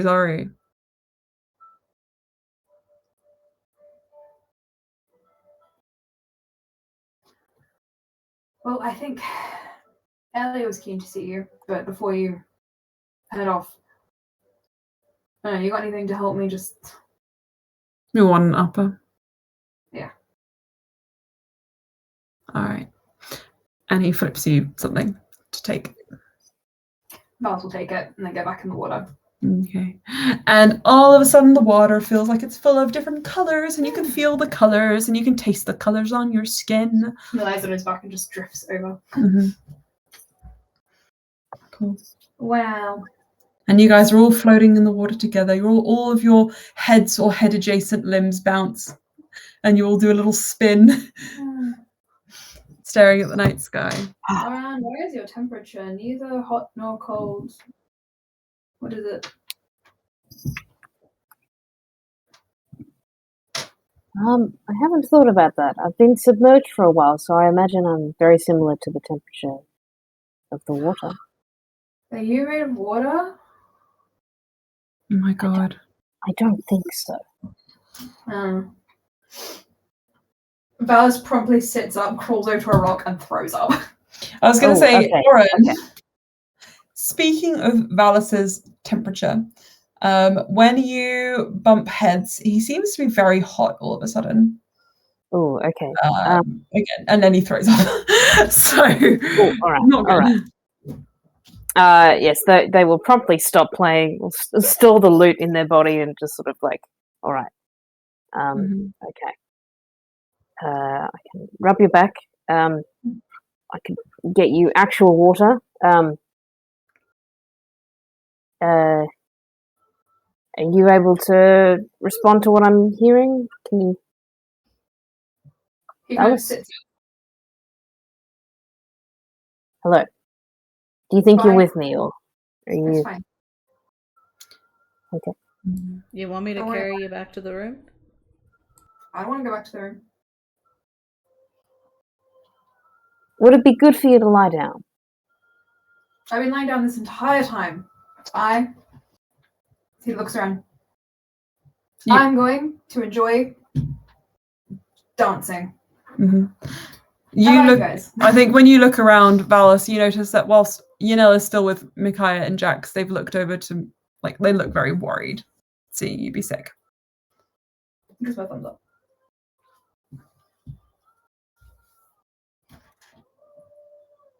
All right. If you don't mind, I might continue the music playing outside the water and maybe just near you. Can you play something like a little faster so we can like get down? Mm. Valis, you kind of head over to an area where people are like a cabana. You start playing Screamo, he's like, that's it. Yeah. Dragon Stop. Force. Sparks flying. Yeah. It's very much rave. He drags Ellie in as well if you let him. Yeah, And you guys are Ellie done. will join. Nice. Micaiah, Good Jax, on the loop. Yanel all come over as well. And Jax kind of throws his arm around you and Yanel and is like, ew! So good. So good. Can I say? He literally picks your face up and is like, shakes you and is like, what's wrong with the vibe, Valis? Wow. Wow. Don't shake his world too much. I'm too much for you. All right. He's like, okay, fine, I get it. And he goes to dance with Yanel instead.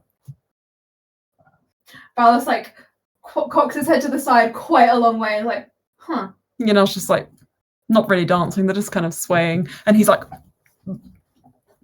Yeah. I'm Alana. What is her he name? looks incredibly drunk, to be fair.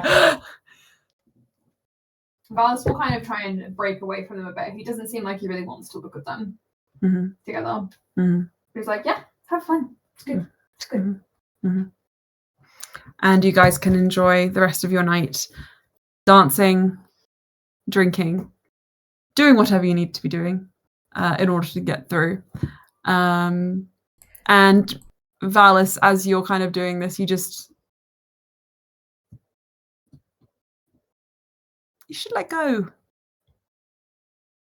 Really let go. You should shove someone in the water and just jump in with them. Okay. Can I make any resistance? Up to you. Well, he's quite inebriated, so maybe he wouldn't. I think he'll grab someone nearby who's dancing. I think you might end up having a little bit of a whirl about with Ellie because Ellie's been like staring at Valis. Yeah. Okay, you grab Ellie and you shove her in the water. I think you grab Ellie and Valis. Ellie, then I will give you the chance if you want to make a either athletics or acrobatics check to resist what I imagine would be like a grapple. No, he won't. Okay. He won't shove her. Okay. I think he grabs Ellie and spins with her closer and closer to the edge. And he's very hot. His eyes are very like his pupils are dilated. Yeah, Ellie and then he pulls him away from the water.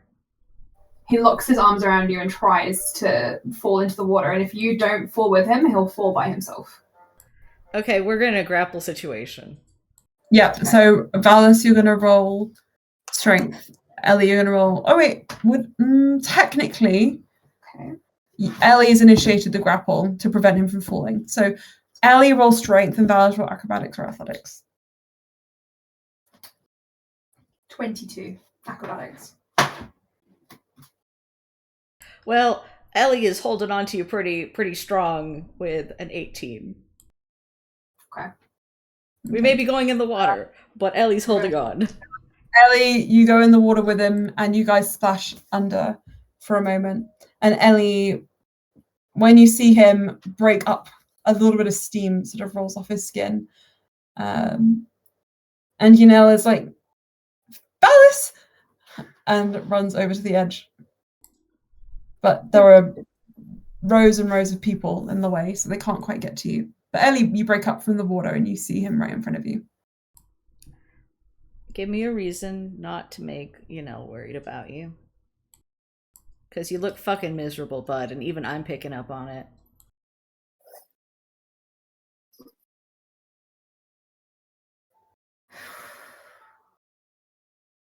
I think I want to go home. Ellie just nods. Okay, let's go home. He kind of holds onto your arm.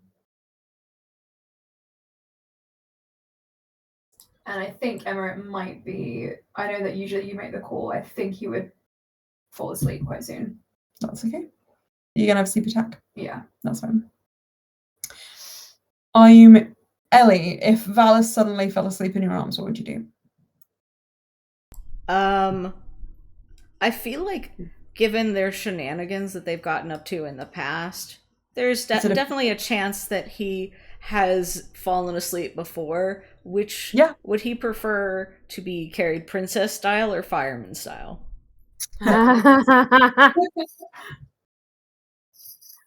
Would you say that again one more time? Definitely princess. Yeah. So yeah, Ellie just carries him like princess style, make sure that like his hair is like out of his face, and keep him looking beautiful. Well, he's all cleaned up. He's not gonna get like vomit or anything. Yeah. Ellie just kind of like gestures to like I'm gonna take him back. I should come as well and make sure he's all right. All right. Thank you, everybody. You've been a wonderful audience. Now is my time to go. Adieu. And Micaiah comes up and is like, damn, you guys have already been here an hour. The light just fades. Not as good endurance as I remember. Well, he looks at you, Ellie. We will catch up. Yeah, you can find me some other time. That's fine. Until then, I'll see you at the next one, right? Yeah, probably. Amazing. If I'm not there, you can always just find me during the day or any time you want. Yeah. He works at the High Solarian sometimes.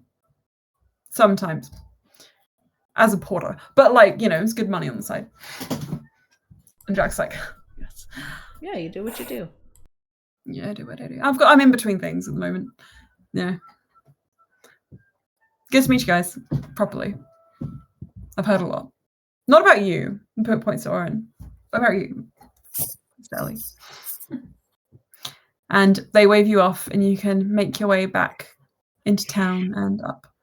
And Yunel says, sleep attack. And he's drunk. Brilliant. But he's not that drunk. He might piss himself. I'm just letting you know. If that happens, just call me and I'll figure it out.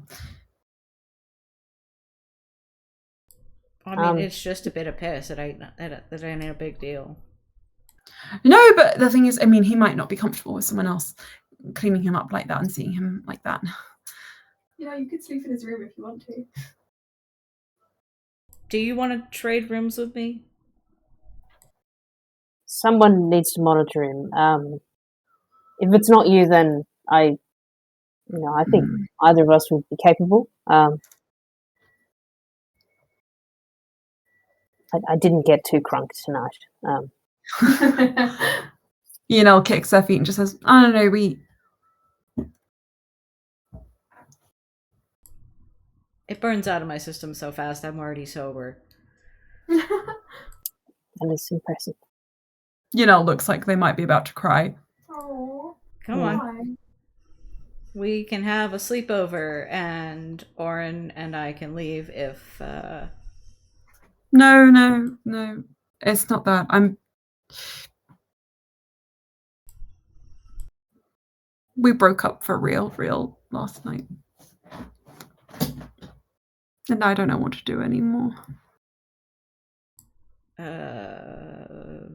Talk to each other? Because, I mean, you're still, working together and stuff, so... He said I should see other people. Okay, but did he mean it?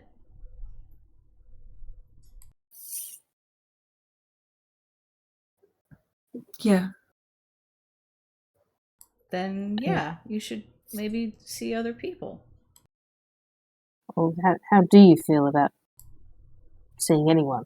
Yeah, I mean, if you don't want to see anybody, that is also a choice.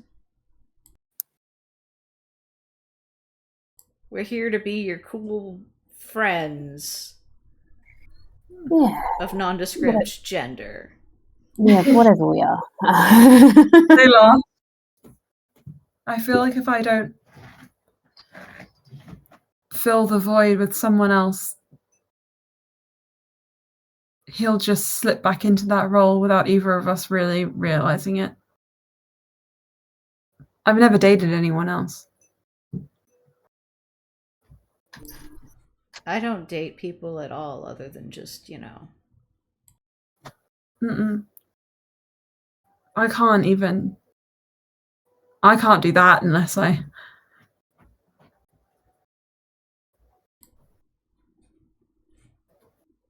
Well, then I guess we find somebody who does do that, The things that you want to do, like getting cupcakes and tea and I don't know what people do on dates other. Not by that logic, we went on a date. Can that count so that I have other experience? I don't like women. We have a friend You're not date. I mean, I can. Anyway, you don't want to know. You don't want to know. No. From experience, a date could be going over the accounts together. Although you may not realize it's a date. Yeah. Yeah, it's best to establish whether or not it's a date and whether or not you're okay with dating and all that romance stuff. Seems hard. It does seem hard from an outside perspective. I just want something easy and comfortable and that feels like you've known each other forever, like that kind of click.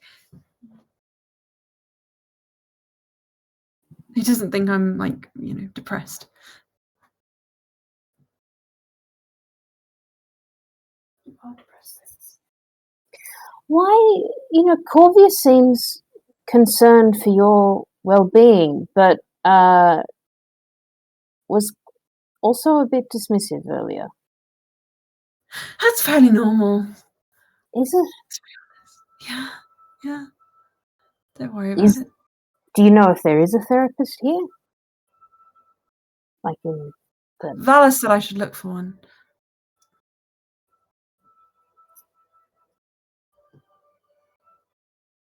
I mean, I've heard that they're good. I haven't. I did have one. And then you guys kind of scared him off. I wonder why. Ooh, who was this? Sorry? Do you remember when you followed me to the boat? Did all of us do that? Was that something all of us did? Pretty much everyone. Except Oren didn't go. Oren didn't go. The boat. Yeah. But wasn't that guy encouraging you to hurt yourself? Mm. And I don't No. Well, no. Okay, so look, it might have looked really bad, but let me promise you, it wasn't anything like. I mean, it was just once, and never again. I've never done anything else like that otherwise, other than that one time. I mean, maybe you just need I mean, we can keep looking for a therapist, but yeah. Did that person know how you felt about only doing that thing one time and not wanting to do it again? Or are they presuming that you should do it again? Yanal starts looking uncomfortable. Gosh, it's late. Let's go to the High Solarian. Yeah. It's very late. Sorry. And they start walking ahead very, very fast with their hands bunched at their sides. You know, I feel I like have a there's more friend- stuff you should talk about. Yeah, with a therapist. With a therapist. Okay, well, if you ever just want to like talk as friends, that we're. I don't also want to here do for that. I don't want to do that. I don't want to talk as friends. Okay. No. Okay, let's stop talking now. And they just keep walking.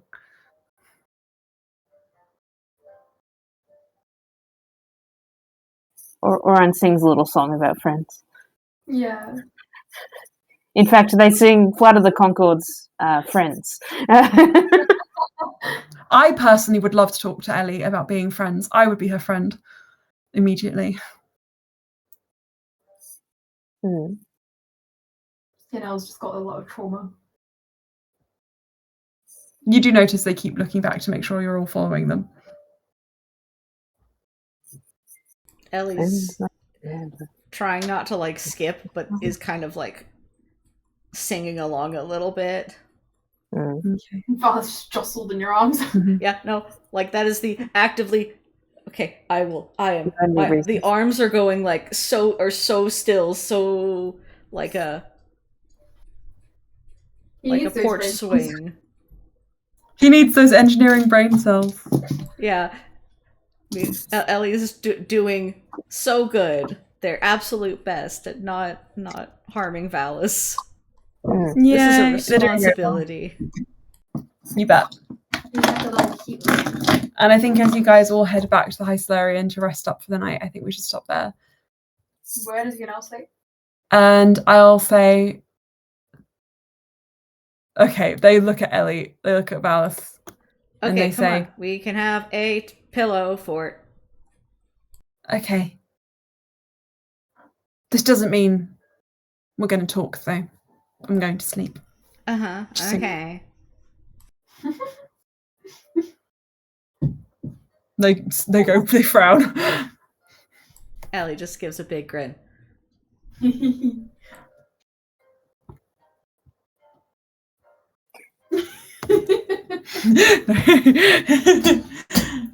Regardless, you will end up in a cuddle puddle by morning. Ellie is And you like guys- in the thick of it. Like, oh yes, all of the warmth. Brilliant. Oh, Ellie would really like. Valis is really, really warm. For reasons. The most platonic hugs. Cuddle, Cuddles. Yeah. You bet. He's a heat lamp. Puddle. Puddle! Puddle. Literally. And with that, you guys will wrap up for the night. And you'll wake up for your next adventures. Do we have a long rest?